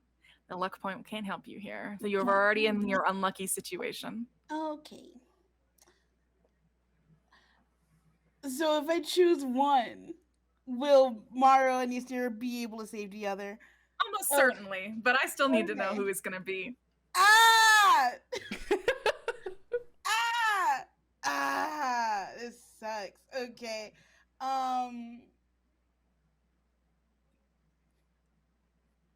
This sucks. I hate this. Just know that Ezri will not be mad at you if you decide to go I save know. Gideon. Yeah, you'll be. Yeah, You're Gideon literally will also fine, not be bestie. mad.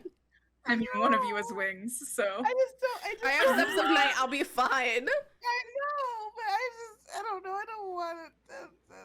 Welcome to my twisted mind games, Keto. Jesus, Jigsaw. It's like this. Do you want to play a game? No.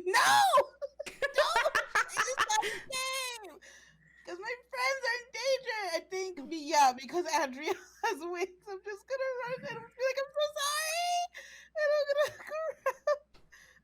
grab Gideon, and then I do want Winona to make the effort to double back anyway. Yeah. Tell me like the moment of what it looks like as like Winona like reaches down to grab Gideon. Can I see that scene, please? And I was I'm kind of just standing there like, okay, both of you have magic, but one of you has like literal wings, and so I'm gonna just do what is physically They're both slipping like, just speak! I'm just gonna run and I'm just gonna grab Gideon. I do have something called instinctive pounce, and I don't know if I should use it, but I kind of want to jump her. Pounce on me. Go for it. I want to grab onto Gideon and then also like use the rest of my body weight and power to try to get over to Adriel also and see if I can like pull one up and try to reach for the other. But I've got you Gideon. pull Gideon up just as Adriel's hands slip.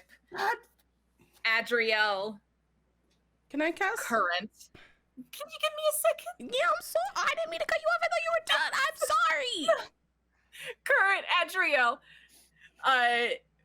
Current, obviously, you watch Adriel fall in like a very much like, oh shit, moment. I don't know how easy it is to remember that your friend has wings. However, Current, what you do see, and what's not hard to remember, is that, and yes, Adriel's falling slowly, but the person who makes the leap of faith was not there for the feather fall incident, so they don't know that happened. As we see Morrow and Ystira, who had literally just made it through the door, Morrow sees Adriel like slip, and they're the S tier like guild member in them kind of like clicks, like kind of takes over, as they literally just throw themselves off the ledge after you. Oh my god. And in that moment, we see in use the wings that burst out from Morrow's shoulders. As that's what, like, encompasses you. As she catches you, she notices, like, way less far than she thought you would be.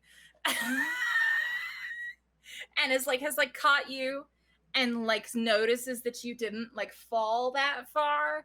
And says, like, Gideon. Wait, were you fine? Gideon cast Featherfall. But the wings look really nice. I don't have wings. Morrow puts you back up. Like, sets you like a child on a shelf. Just puts you back up onto the ledge. I like get to my feet and like reach down and grab her hand to kind of like pull her the rest of the way you up. help her back up. Ystera's just kind of like leaning on against the door, and she looks across and she says, "Oh my God, Nakia, she's not dead, right?" No. Something about an off switch? What is that? Let me roll a history check for Ystera to see if she knows what the fuck that is. Gideon's like saying this halfway, like in Winona's lap, still like clutching her. Like, like grasping onto her. Apple juice in hand.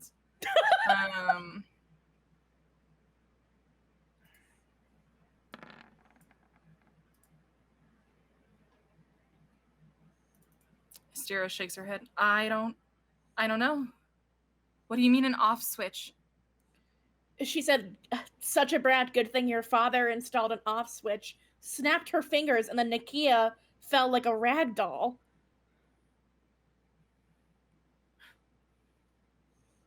So she did know who her dad was. A liar. What the fuck? Gideon like gets up, like dusts himself off, and is like stomping over to Nakia, like going to check on her. Yeah, I think current your human body standing over like a limp ragdoll of a Nakia whose off switch is presumably still pressed. At that point, I think you actually see very comedy of errors. Gemma come through the north door, like, right, we good then, right? Where have you been? Her sword's out. She like looks over. Where you been?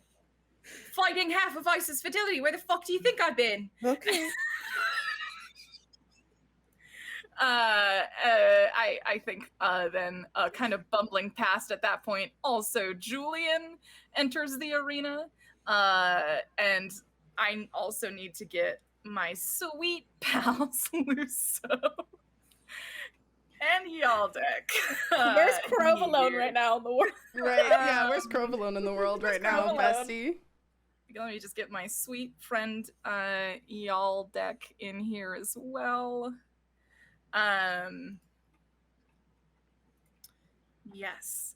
Yeah, I think like Gemma's coming down through the north entrance as the rest of your like battle compatriots kind of like poke their heads out of the east entrance. Nope, west entrance never eats soggy waffles, that's how you know. And there's like a long pause as everyone just kind of like surveys one another.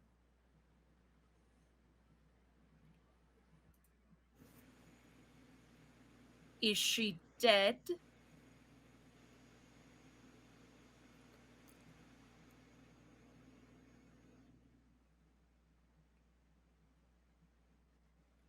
No, but she's gone.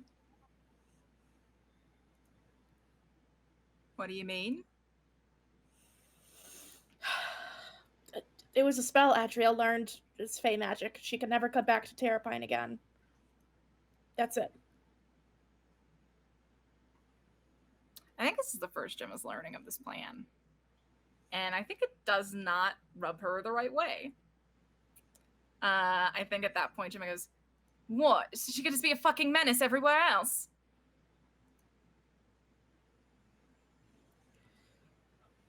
We didn't really have a choice. You know, we're leaving Terrapine very soon. You know, all of her resources and stuff are here. She literally only had what she had on her. A literal legion of pirates work for her. They have ships. No, her resources aren't locked away here. She actually has a fucking legion of airships.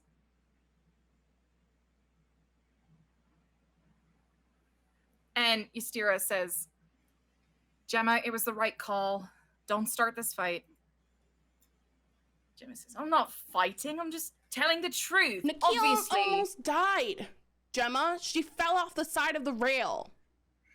And this is the first time Adri's ever raised her voice at Gemma, but she's so just like, what the fuck was I supposed to do?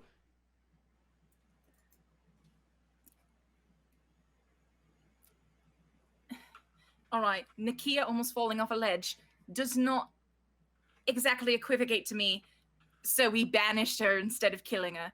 Doesn't really track for me, Adrielle, but thank you. Great. Do we know where she got banished to? Above game, do we know where she got banished to? You do not. No. Not exactly. All right. Fuck. Ysira, what do you think then? Our first move, our first move as guildmasters, we put a price on her head. What, millions of gold? How much gold do you think she has in her reserves? Must be an insane amount, a wild amount, an inhumane amount. Ysira's like, Gemma, I don't know. I'm really tired.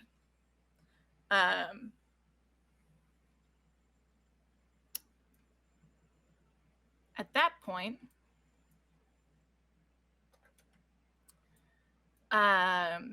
we see Yaldek, who was like a little bit behind and had not stepped into the room yet, like step in. And instead of coming in through the west, he actually comes in from the south, completely separated from the rest of you. And he kind of strolls in. The door shuts behind him. He says, all right, so followed that other tiefling who's not with the party when she ran for it.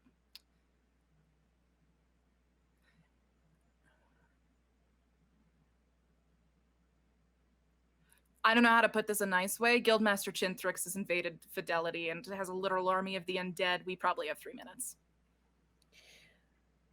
What? We need to get the map in the vault and get out of here. What map? The map to help us do the thing you said you're going to help us do after this, right? Right, we have to get the map to help us do the thing I said we would do. Yeah, that kind of takes us to truth. I don't have time to unpack the other thing, so we got to move forward. Morrow speaks up, and that's at that point and says, strategically, we can't handle that kind of army right now. Especially not in a place where we can be literally pinched. She said, gesturing to the room you're all in. No, we're not fighting. I think we're getting something and running, right? No one thinks we're fighting, shortly. Okay. At that point, Ystira kind of like Are we puts just her supposed hand to over. leave your guild to be overtaken and overthrown by Ursimo Union?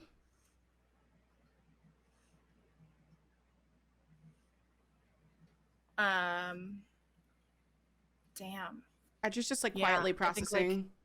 Ystira, like, and Gemma, like, look between each other.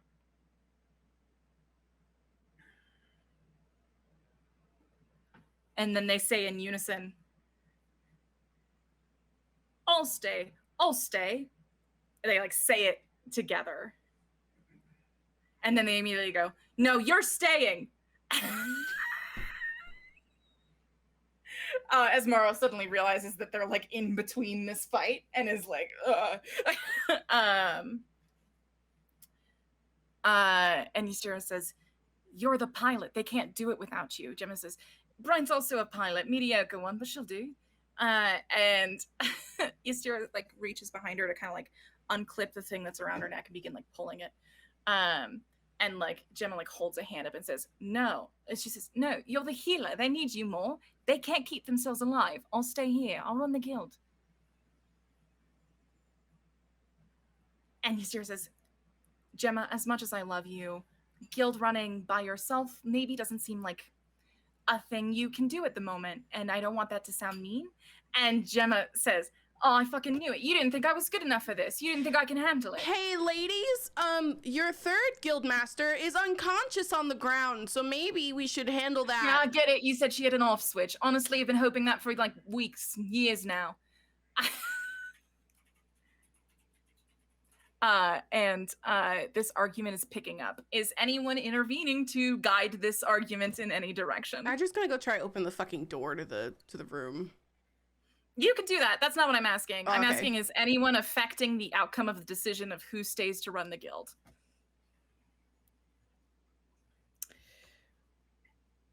Is it safe for either of you to stay, frankly?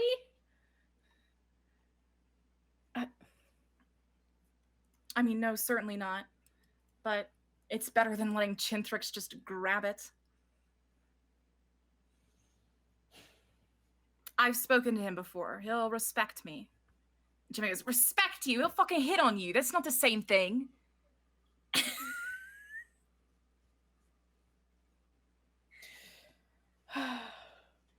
You both I can't don't run know. it, and you both can't run it. And then they both turn, and at the same time they say, us both stay, you'll die! And then they go back to yelling at each other. But if one of Okay, you is it- stays, you'll die, and then this would have all been for nothing. Also, is there a way that we can turn Nakia back on? Yeah, you don't know yet. You don't know. Her off switch has been pressed. I think at that point,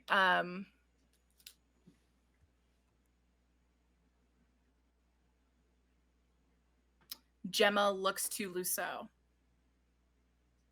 and says, well, who do you think should stay? You're the only other guild member in here. Sorry, Current. You're one of the only other guild members in here.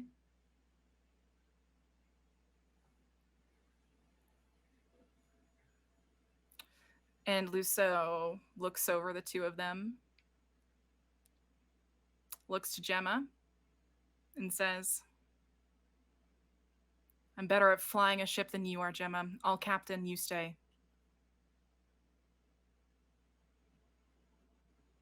Gemma goes, huh!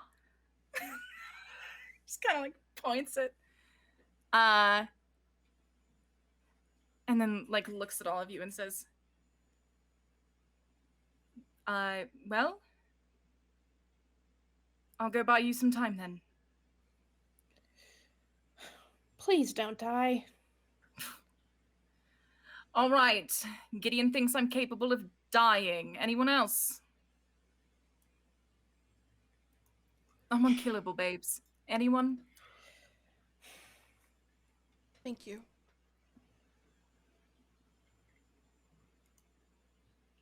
You're welcome, Adriel. Keep working on what we've been working on. Will do. Anything you want us to say to Brian for you? Don't crash my fucking ship. And I still own the other half of the payment upon your successful trip. We'll come back and give it to you.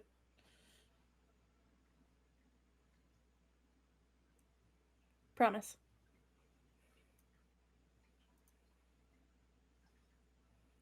It was an honor meeting you all. Back at you. Gideon's like emotional and like turns their back on Gemma to like pay attention to Kia, but mumbles that back at Gemma. At that point, Julian speaks up and says, Gemma, if this doesn't work out, please know from the bottom of my heart, you will always have a place in Kurthus if so you choose it. Gemma goes, oh, fuck that. Not realizing who she's speaking to. And she kind of like pushes Morrow out of the way, who then has to not fall into the abyss as she like kind of tries to step out of the way. And she turns and she just pulls Ystira into this very tight embrace. And there's a few long moments as they hold each other. And I think you hear Gemma say, I'm sorry for everything. I really fucked this up. And Ystira says, we've all fucked up. We just gotta be better than her this time. I believe you.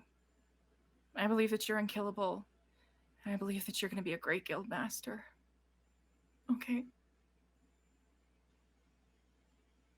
Gemma kisses her on the forehead and says, you're going to keep all these fools alive, and I honestly think that's the harder task. So, you know. Ystera kind of laughs and like wipes away a tear. And then Gemma looks down and says, you still have it. That's not... And Ystera just kind of brings up a hand to her mouth and says, I know. It'll be fine.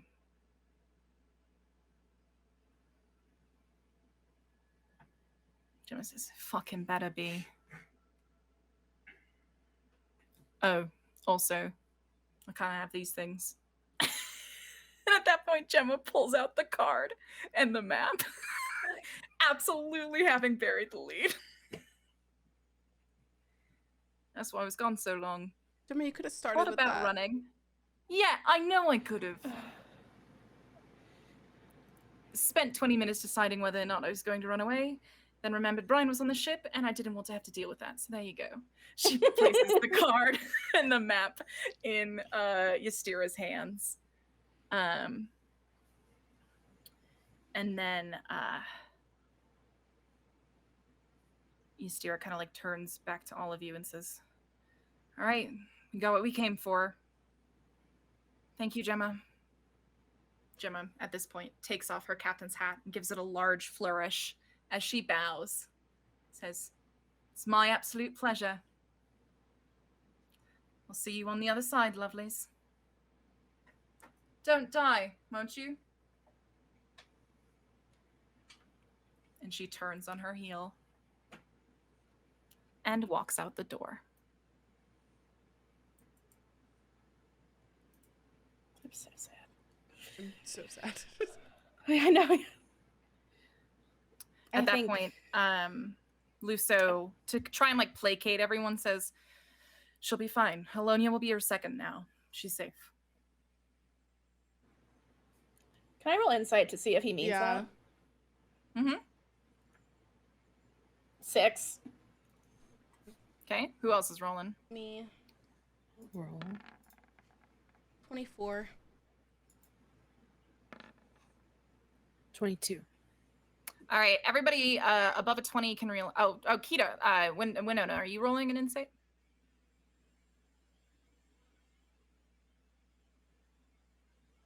A 4. Great. Okay, vibing. So at that point, I think like the above 20s can realize that Luso is also trying to convince himself at this point. It's not a lie. It's just optimism, which is its own lie sometimes. And then Ystera says, all right, we have to leave. And she pulls this this necklace out, and you all recognize it. This is the transportation necklace that Brian has given her. Link hands, everyone. Gideon like picks up Nakia, just like holding her Mm-hmm. in her arms, and like with 2 hands, kind of like with Nakia in them, shuffles over. And yeah, I think like in the last moment, there's like you're all like beginning to link hands. And just in the nick of time, you hear, oh, wait! As the 6 Derby girls fall in through the north. And they say, Gemma told us where to go. We're here. As they appear at your side as well. Adri moves over so that they can like come down in this little entryway, kind of. Yeah. Everyone's moving on in. Everyone's names are on top of each other, but we get the fucking point, don't we? Everyone kind of piles in, at least holding one hand with one other person. And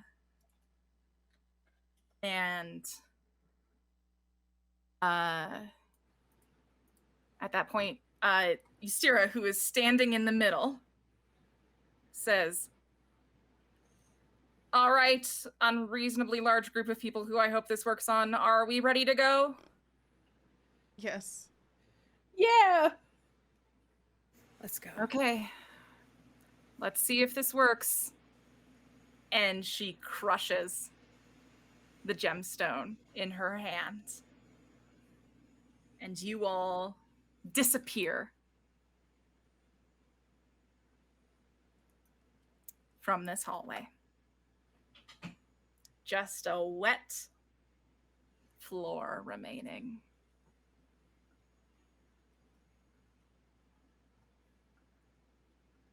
As you are transported back to the ship. Exactly where Brian left the stone. All of you, this huge group, in Gemma's room, the captain's room, all jammed together. Too many of you. Some of you are on the king-sized bed. Some of you are on the floor. I think it's absolutely Gideon who gets apparated into the hot tub, and Winona's right next to her. I think you two Already land arm in around her. water, just like the splash. Yeah, Gideon lands like it was the plan. And I think that's like the last thing we see. Just this like near battalion of people crammed into this room.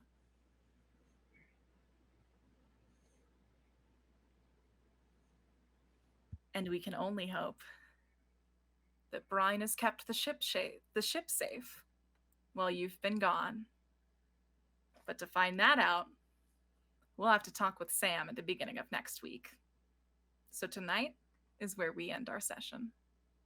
Right here, on a king-sized bed and in a hot tub.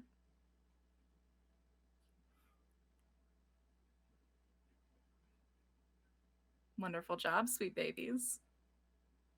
No one died. No one Not died. even a derby girl. I was ready to kill all of them. They're all safe.